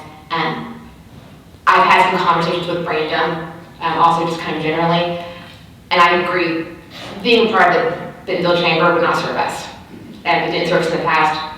We need to have our own community in that, and I think that giving more ownership in a stronger way might help, and having a chamber where it's recognized kind of universally as a source of good and community might be beneficial. And so anyway we can help support this as a community, as a council, I'm all about it. I think it'd be another thing we can dangle to help entice businesses, and again, having a bigger say, because we don't want to let our smaller communities and businesses fade out due to larger entities coming in and dictating how it all should be. So I think this is fantastic. I love it. And that's exactly what it's not even I hate to say the word concern, but just trying to look down the road. Absolutely, it's foresight. Yeah, it's just trying to stay ahead of the dialogue or the conversation and making sure that we have a placeholder when that conversation happens, that we are in fact in front of everything. And that's what I mean, is that I didn't know how we could tie the AMP, the chamber, all these entities that the city as a whole, we don't have any, I don't want to say control over, but we really don't drive any of that involvement. So that's what I'm trying to flesh out, is trying to understand how to incorporate those different entities into a chamber setting. And I assume the question out to legal still with the AMP, our council, they're asking, would we be able to, if the AMP decided to, and there's a desire to have a chamber, help fund the kickoff money? Yeah. It would be subsidizing the general funds, but it would be just doing this part, and Centerton was able to do it. I'm not sure how they were able to, so that's a question I do have out We have to currently. find sponsorship outside of the city, and that's the challenge. Absolutely. So what does having a chamber give the businesses that the business association doesn't already provide? And I'm not against the idea, I'm just curious what the benefits are. Well, when I was on the planning commission of Fayetteville, I was on the economic development committee there, and their development committee ran through the chamber. So I'm just trying to figure out how to make that fusion of economic growth back through the chamber, back through a viable entity through the city that people can go. That the problem that I think we're having right now is that we have such a broad amount of committees, commissions, all these people that are parceled out throughout, that there's no intercommunication. Left hand doesn't know what the right hand's doing ever. And what I guess the thrust behind what I'm trying to propose is a way that everybody is, in one tangible nucleus, to where everybody kind of knows what's going on with the city economically. It's not, and the advantage is that if you have a pickleball tournament, or if you have some big bike race, members of the chamber, they're all aware because everybody's communicating back through one central hub of information. That's all I'm getting at. To where if there's opportunity for for a group to find donors, or to find to advocate for membership or something like that, just like farmer's market. You see people with their canopies and all this other stuff out and, trying to get people to sign up for things. And it's not so much that I'm advocating for like a membership. I'm just trying to figure out a way collectively for everybody to get basically the same information to where it's a thing, it's an outreach from a central hub rather than word of mouth, etc. Anna?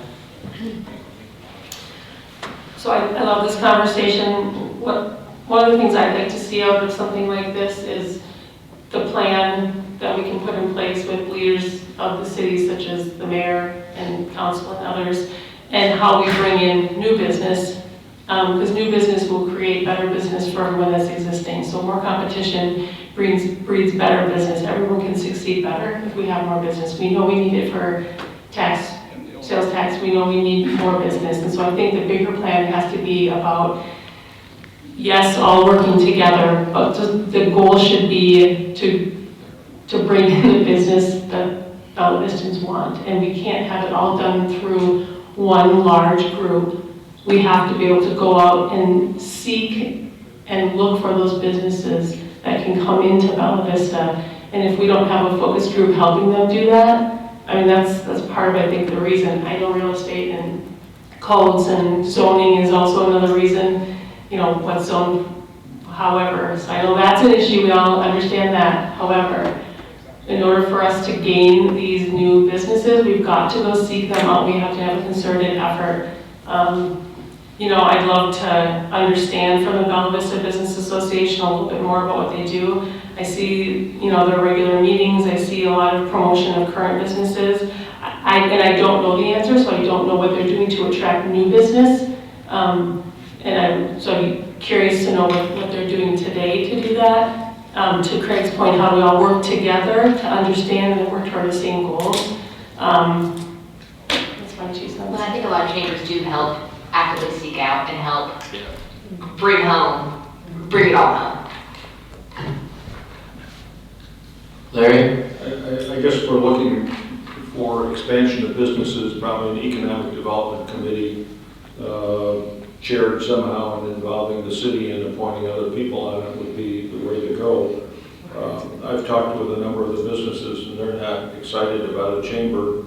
And the reason that they're not excited is that instead of $50 or $100 a year membership, it'll be $5,000 or $10,000 because they have to support a full-time office, they have to support a full-time person. It's a formal program and it's very damn expensive. And so, at least that's what they tell me, pardon my language.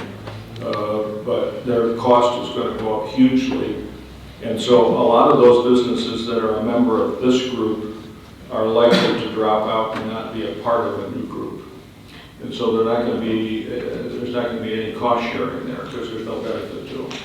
And so the reality is, I don't know if the chamber is really the one to do the promotion or not.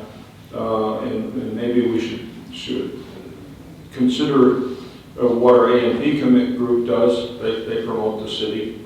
Is there anything there that we can take advantage of to reach out? Or are there any things that we can learn from them as to how we might go? Because they do a lot of outreach programs and they have a director. With the A&P, it's a totally different entity than a chamber and it's more about getting people to come and stay and play in Bella Vista, having them use those businesses and shop while they're here.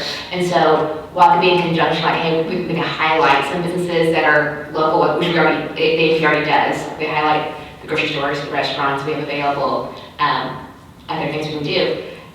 It is kind of a separate function than a chamber. And then chamber pricing can be, like Centerton's chamber pricing is all over the board, depending on whatever level of membership you want. And there's different benefits you get, different membership levels, or maybe the size of your business might have a different membership level. But I don't see it being cost prohibitive personally, just because I think it'd probably follow a very similar model to the BBPA financially.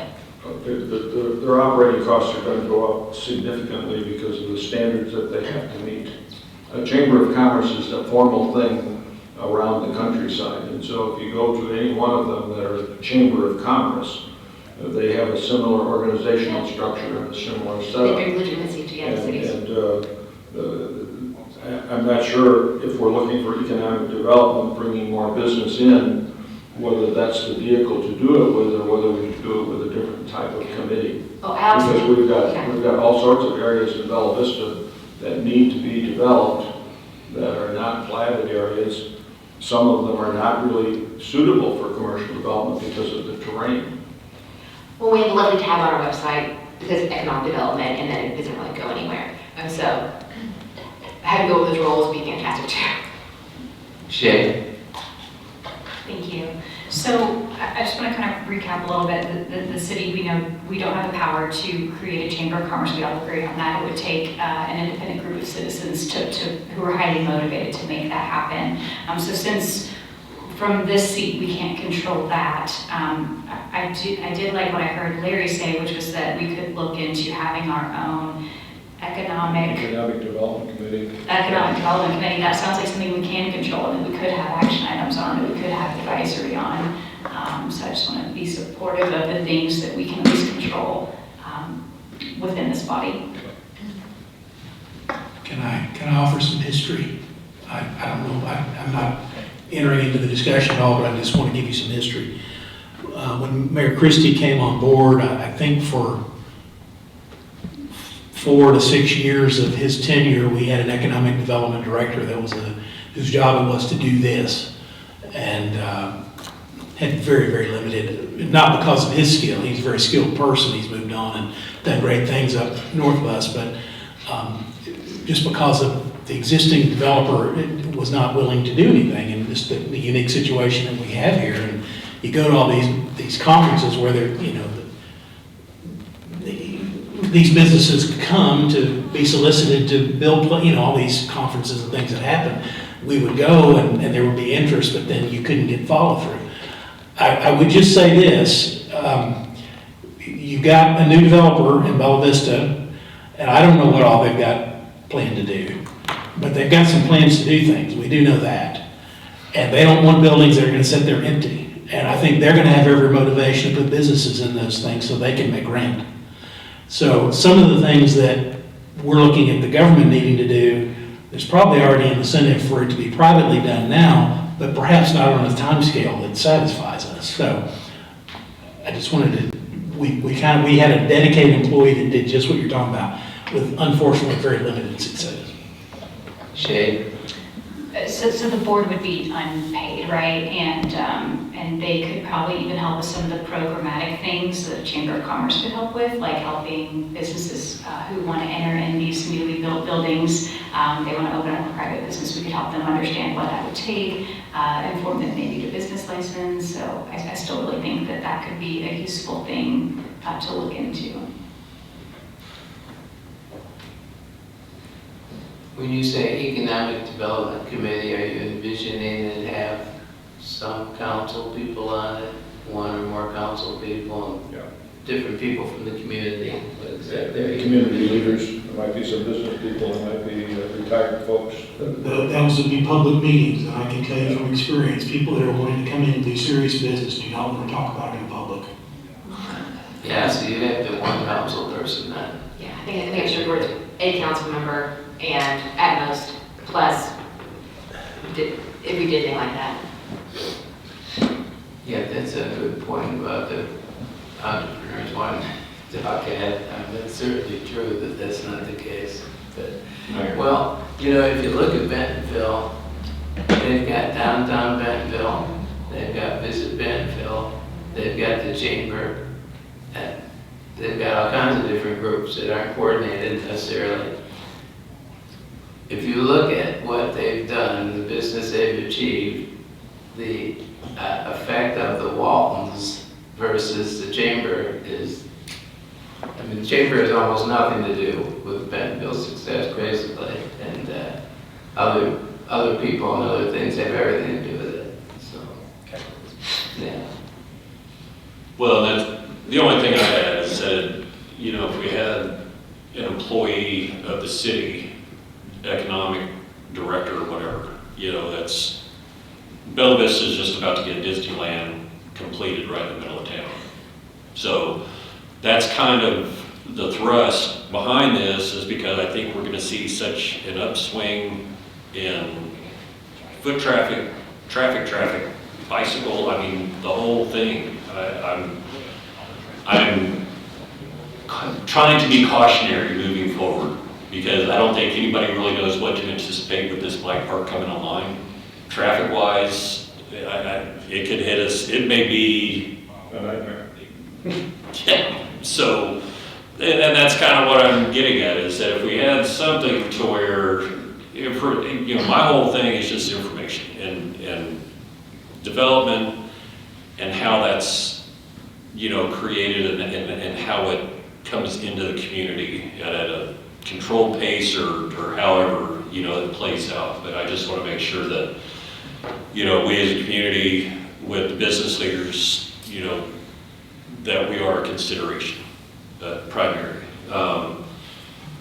That's pretty much the whole thing, but that's, you know, like the conversations that I have with the BBVA, you know, I just want to make it very clear, I'm not trying to circumvent the Bella Vista Business Association. They've been doing their thing since 1982, I believe, so they've been around for a while. And, you know, anything that we would do moving forward, I would absolutely, you know, want to make sure that we incorporate them moving forward with whatever we do. I think they're a wealth of information as far as how the community works from a business function. Larry? I guess an example, all of us have seen Centerton grow in the last 15 years or so, maybe 20, but 15 for sure.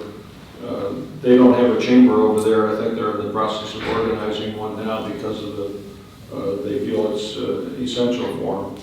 But really, the leadership there has been the mayor going out and promoting businesses to come in and getting them to conclude that they have a facility that can generate a return on their investment. And so, as a result of that, a lot of the places that are there are the direct result of the mayor's activity of promoting businesses. They have a different situation because they had a main street that was basically undeveloped, which is 14th Street, Centerton Boulevard. They have other major streets that are undeveloped, suitable for businesses. Bella Vista doesn't have one of those streets that's suitable for development. That's flat land. We have lots of land, but none of it really is suitable for development. So, and we have developers' covenants, developer-owned property, where much of this development is likely to occur because the uncontrolled developer property has been bought up by Blue Crane on the west side of 71 between Oldham and Sunset. That was the only land area that we had that was developable in a conventional city fashion. And some of it was more suitable for development because of its topography. Some of it was like the rest of the city, ups and downs and hills and dales. So I don't know that an economic development committee might be viable for us, but we have our hands tied because most of the vacant land is not under our full control. No, actually. So we as an example, the triangle area just north of us here, Rogers Road with 279 and 340, in my humble opinion, the reason it hasn't developed is that it's too costly for development. It's out of line with where it is for businesses to locate their facility. Some of them have criteria that are very strict. The coffee shop, as an example, they have to be at an intersection with a signal light so that people can turn off, go through the drive-through, get back on again with a minimum of disruption of their time. And plus, they don't want to pay for that traffic light. Exactly. So, yeah, so. One tiny little thing to add. Okay, Wendy? So also in November, issue 3 will be on the ballot, and this will help, if it passes, will help give cities greater bargaining tools. So things like tax abatements we can offer to businesses. Or arrangements you can make regarding like, hey, if you want to put up Buc-ee's here, fantastic. Buc-ee's, you pay for the infrastructure needed, and you pay for it front, and for the next 5 years, we give you a break on your taxes, and after that, we're good. If Buc-ee's fails before then, we still get the infrastructure improvement. So there's things like that for issue 3 that's coming in November that talk to your constituents about. It's going to be really great for communities like us. Thank you. I think we can move on and we can all give that some thought, I guess. The next one is why changing the code regarding electric meters. And this is Councilmember Travis Stark. Yeah, these are some of the most frustrating issues I think, well, I'll just speak for myself, that I deal with. I think there's probably people in this room that feel the same way. One of the biggest problems with this is the process that the council has to go through to legislate, right? And I think that, first of all, I'm not opposed to what we adopted as a council. I am seeing some negative side effects, right? It's no different than a doctor giving a med that was needed, but then you have some negative side effects that you have to deal with. I think that's what we're seeing here. And so I would like to change it where the current pedestals are grandfathered in. I was under the impression that those would be grandfathered in. So basically, the Carroll Electric puts a green pedestal in the middle of 2 properties, and House A gets one side of it and House B gets the other side of it. Currently, there's pedestals that only have one side of it taken.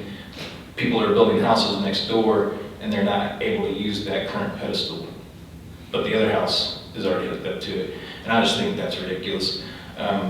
They should be grandfathered in. I'm told there's 4,000 to 6,000 of these pedestals currently already installed that they won't be allowed to use.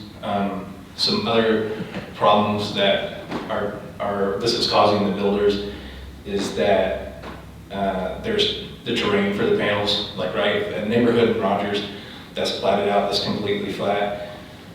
It's no problem to put an electric panel on the side of the house. Also, they can use electricity from several houses down that they already built.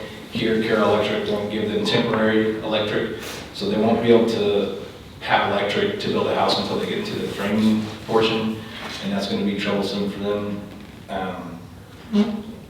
And so I think that it's just ridiculous that the panels that are currently already installed are not going to be grandfathered in for use. Wendy? I think the memo Jason gave us, the mechanism that we would need to do, so I think if you wanted to follow that mechanism, it would go back to the planning commission, they would do the public hearing meetings they needed to do, they make their decision, determination about any kind of amendments, and then it would come back to us, right? So I think if you wanted to get it started. Well, that's what I tried to do, instead it ended up on discussion, so that was under the advisement of Mr. Kelly. Well, because the council can't legislate immediately, but that's correct.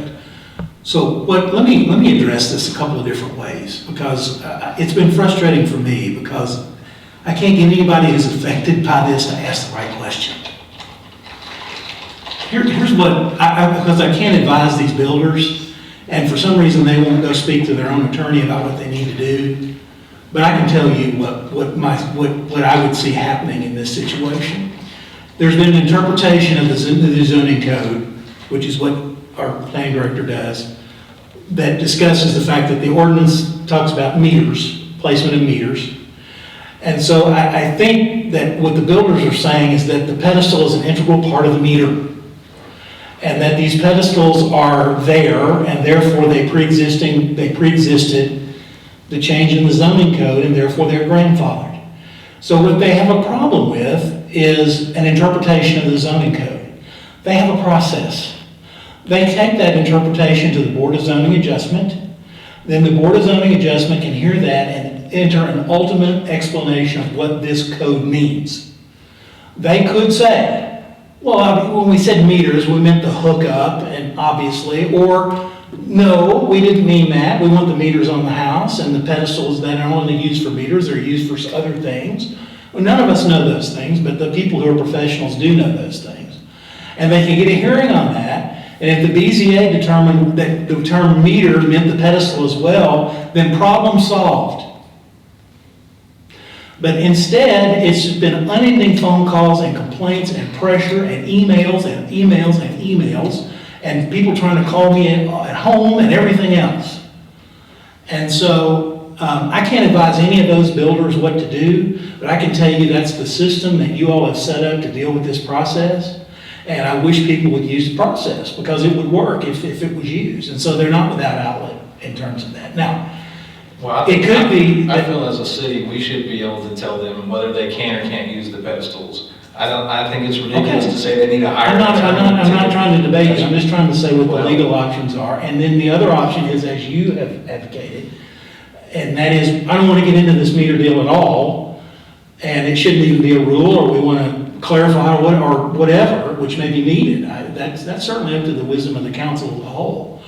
So the ordinance says that changes can be initiated by the council, by the staff, or by the planning commission.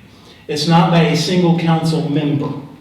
So my recommendation to you, and why we put this as a discussion item, is if the council, so there could be you can put a resolution on the agenda that says we want to direct the planning commission to study and conduct a public hearing on changing the thing about meters. It'll say more than that. And then if the council approves that, then the council can initiate that. It will go to the planning commission.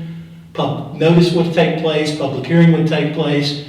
They would make a vote. They may recommend it, they may not. Either way, it comes back to you as the ultimate legislators who make the decision. And if you want to adopt it, no matter, maybe they come to you with a different type of suggestion, whatever, then that's ultimately up to this council. You're not denied legislative authority. But that's a long process, obviously, because you've got public hearing and notices and meetings and all this, and ordinance changes, which take readings and then 60 days and emergency, all that stuff. But there's a process in the code right now, without one thing being changed, where people who are affected by an interpretation of the zoning code could come to a city board and get their resolution, get something heard, they can hear the arguments about it, and they may have a point, I don't know. But that's the process. And so that's been great frustration for me, and forgive me for taking time, and I'm not trying to do that. But I can't get anybody to even want to begin to read the code to figure out what to do. They just want to complain. Shay?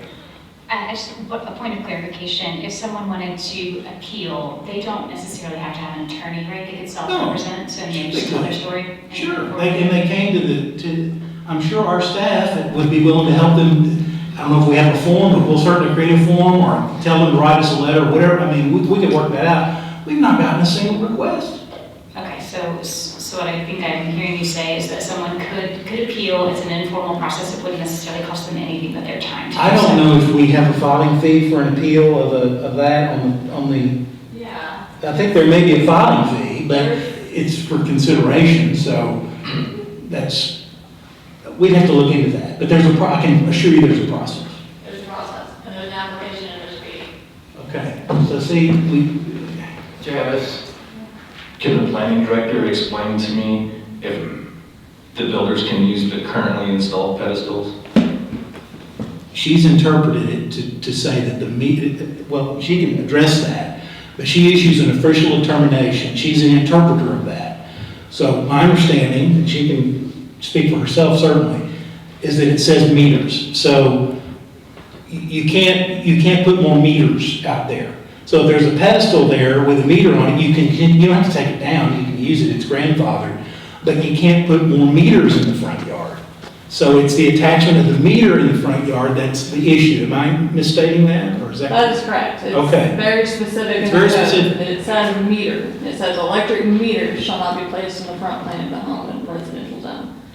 So that's what we've been enforcing.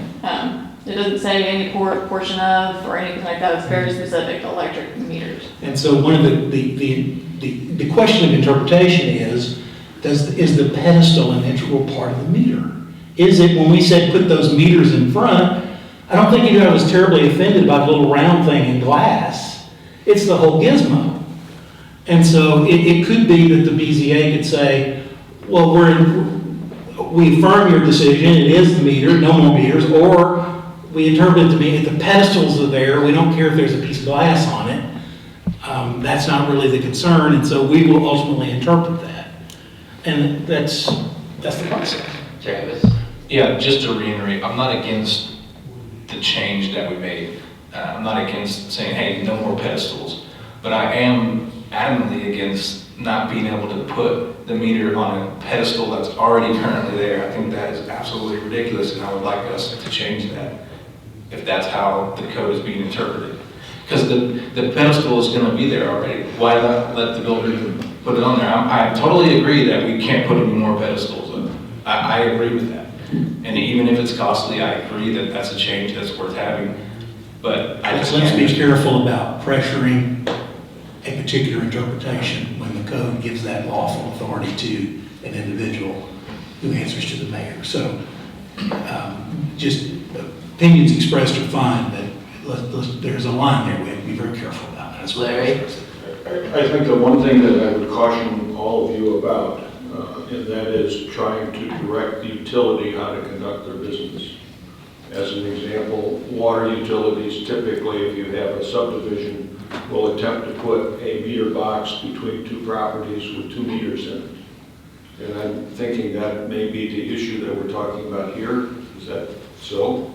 That you have a pedestal out there now that they put in, but it's a 1 meter to a pedestal to a property. Is that what it is? Essentially, the big giant green boxes that you're seeing in the front yards, those typically can hold 2 meters, 1 on each side, 1 for each house that's on the side of the property line. So what they're doing then is bringing a higher electric voltage and putting a transformer in that box to have that box be so big. Is that correct? I can't speak to that. I can just tell you that they're putting the meters on that pedestal. The pedestal is holding the meters, which are the gray boxes with the white glass typically that tells you how much usage you had. The code is controlling the gray box with the meter. But they're putting them on the pedestal. They're wanting to put them on the pedestal. The pedestal is in the front yard or the front plan of the house. So that's what's causing the zoning or the setback issue. They're putting the meters forward of the home. As opposed to, The side yard or on the house, which means etc. at the setback line. Side yard. Behind the front line, yeah. on the side So yard. now instead of having 1 pedestal in front of you, I'll have 1 in front and 1 in back. And I'm not pressuring anyone to do anything except for the right thing, and I think it's the right thing to say, hey, that's built, it's grandfathered in, I just can't, for the life of me, understand.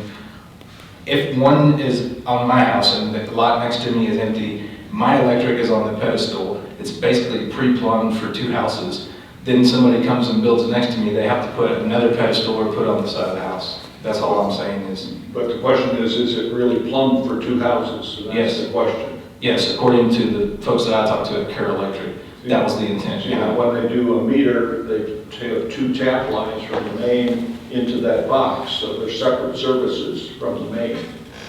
There's not 1 service feeding the box, there's 2 services feeding a double meter box. Correct. And so whether they have enough I think that's correct, at least.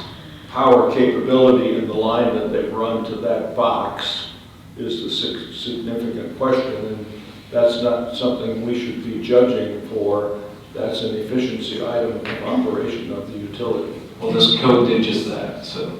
Well, the reason I understand the head of the planning commission was very much in favor of this, perhaps even a driver of it originally, but the planning commission passed this and we passed it.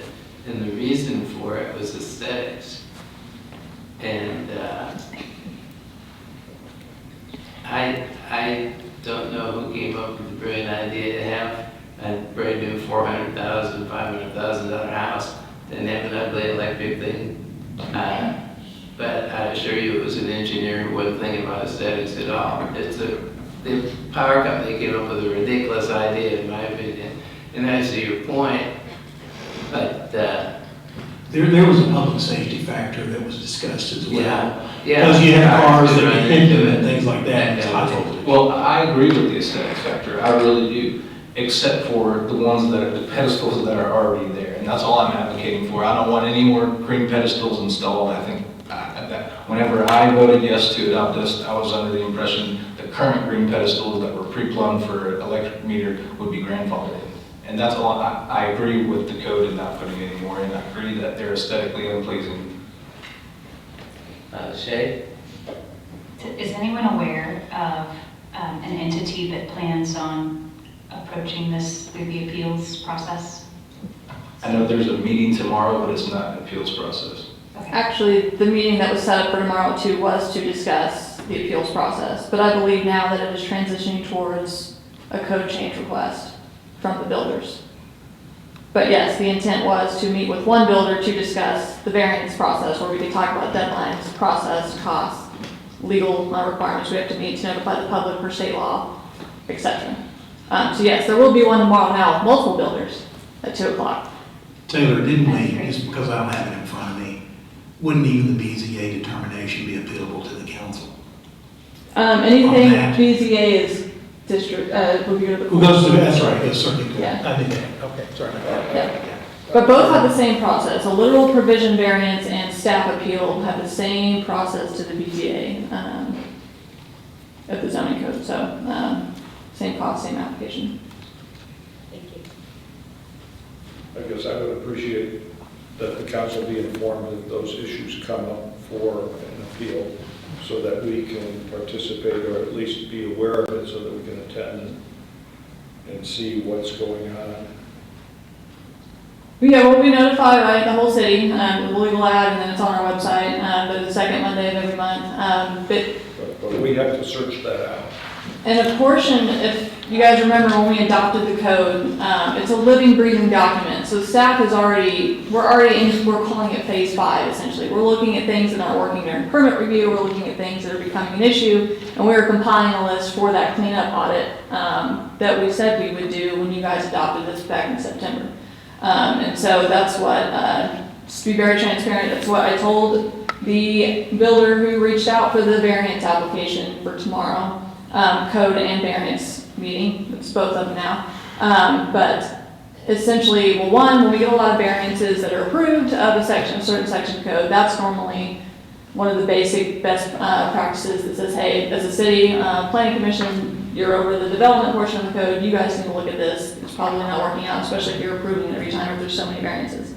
And so that process was explained, and that's typically your first step, that's standard practice. However, if there's a reoccurring issue during plan review, staff will typically approach the planning commission and say, hey, this isn't working out during practice as we thought it would in writing when we adopted it. And so, Shouldn't we encourage them to, instead of filing for a variance, which they're not gonna have grounds for, I can't imagine, would be to just appeal the interpretation? That's what they're wanting, and it's still the same. it's the same like requirement. And that would actually be more beneficial, not only to them, and they'd have more of a right, they'd have a better shot, is what I'm saying. Yeah. Because I don't know, but I gotta think they may have a real good shot, because I think people were talking about the presence of the ugly pedestal, and we said meter, and I don't know if everybody, when they heard meter, they just were thinking about the physical meter versus the whole thing. I don't know, that gets into the merits of it. Yeah, so long as we didn't define meter, which I can't tell you exactly what it is, et cetera, right now for the code. But yeah, both options will be discussed. I mean, I'm sorry, I'm not, there's such a way to take care of this the right way, and nobody has. So just to reiterate, I support the change, I just don't support not grandfathering in the current pedestals. So isn't it more aesthetically pleasing to only have one pedestal versus one in the front yard? And now, if you build next door, you have one in the front yard and one behind the front plane of the house. Who's to say they're gonna build a fence there? Now, it's less aesthetically pleasing than just having one. That's my point. We can't regulate aesthetics of residences. Well, this has to be supported by a public safety factor. Well, the mayor just said it was aesthetic purposes. And I agree that it's not aesthetically pleasing. This is a zoning code, so we're looking at placement, as typical with zoning code. Not that you can't have it, it's where it is. We're looking at place and size and height.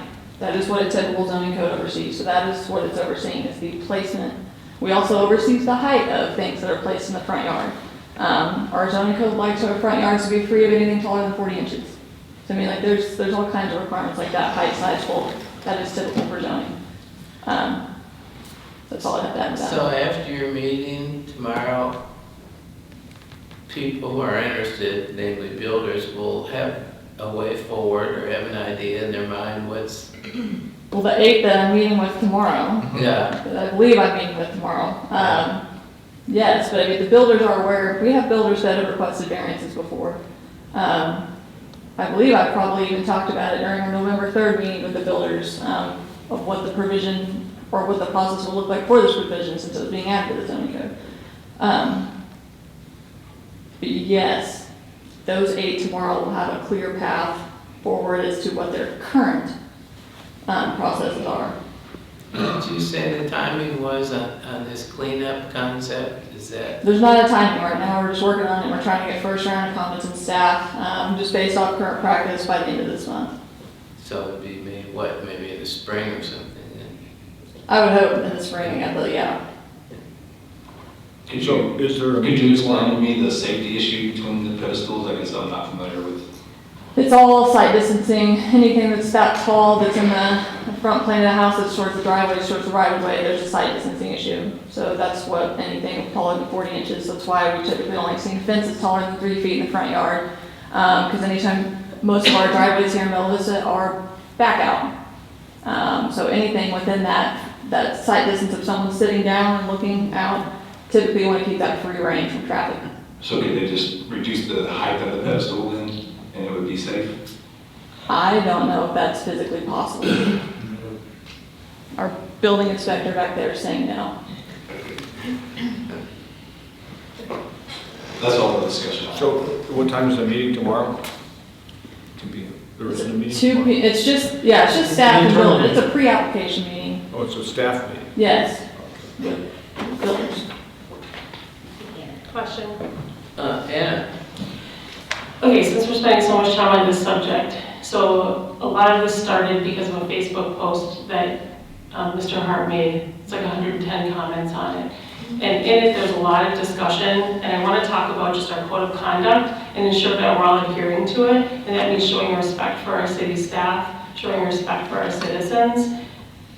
There's a lot of things that were said in this post that I think are really out of line. And I think that we either can discuss it further. I'm happy to read some of these aloud for the record. For example, one person suggested few lawyers in a class action lawsuit, to which you liked that comment. There was another one from a resident, too much restriction on these things. Actually, I'll skip that one, let's go over business. Typical government, Carroll Electric should sue the city for the cost of moving them. You liked that one? At least you can give to them that they are consistently ridiculous. P&Z, co-creation and enforcement, etc. The poster child for giving idiots some authority and they will run amok with it. To your response, I agree, they are consistent in being ridiculous. I could read several more. I don't think that's acceptable. I don't think that's how we should represent the city or the council or talk about our staff. And I'd love to hear other opinions from folks on the council, but I think we need to be better. I guess you have to show me the code of conduct where it says I can't like someone's comment. Legal advice from you as a city council member against Carroll Electric of the city? I've noticed comments. It seems that we are, that there's certain member that is consistently going after staff. Well, I stand by my comment. It's consistently ridiculous. It's ridiculous that they can't be grandfathered in, and I think I'm well within my right to express my opinion of it being ridiculous. Well, I agree with what you're saying. I'm just going to stay out of it. And liking someone's comment is no more than an acknowledgement that I've read it. It doesn't mean I agree with them.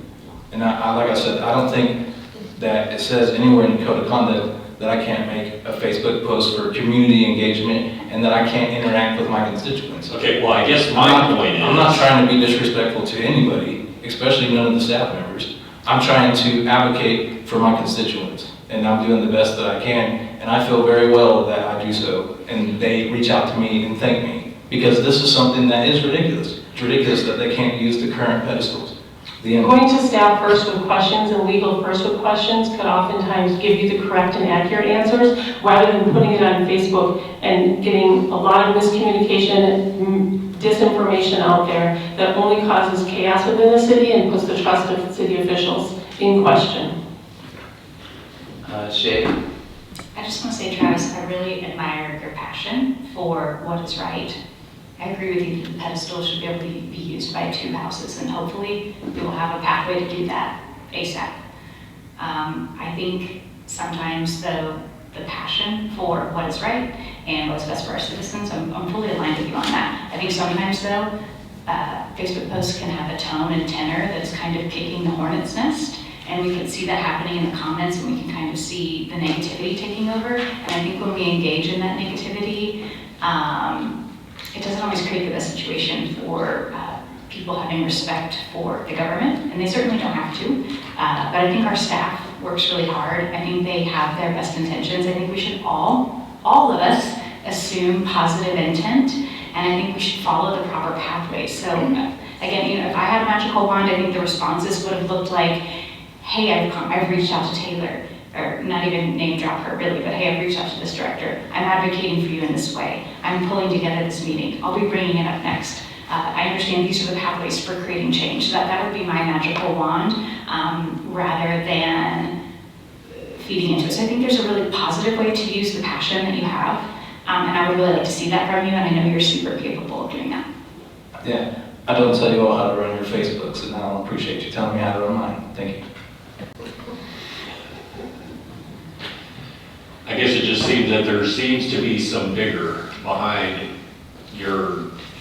the way that you address some of the directors of our city, and we are so fortunate as a community to have the people in their positions, because I have been on commissions, committees, all the stuff, almost 15 years of my life, and I have worked with some very talented people. And there are some very talented people in this community. Did I say something about their talent? No. No. The way that you conduct yourself with some of these people, with some of the employees of the city, is not nice. I'll just leave it at that.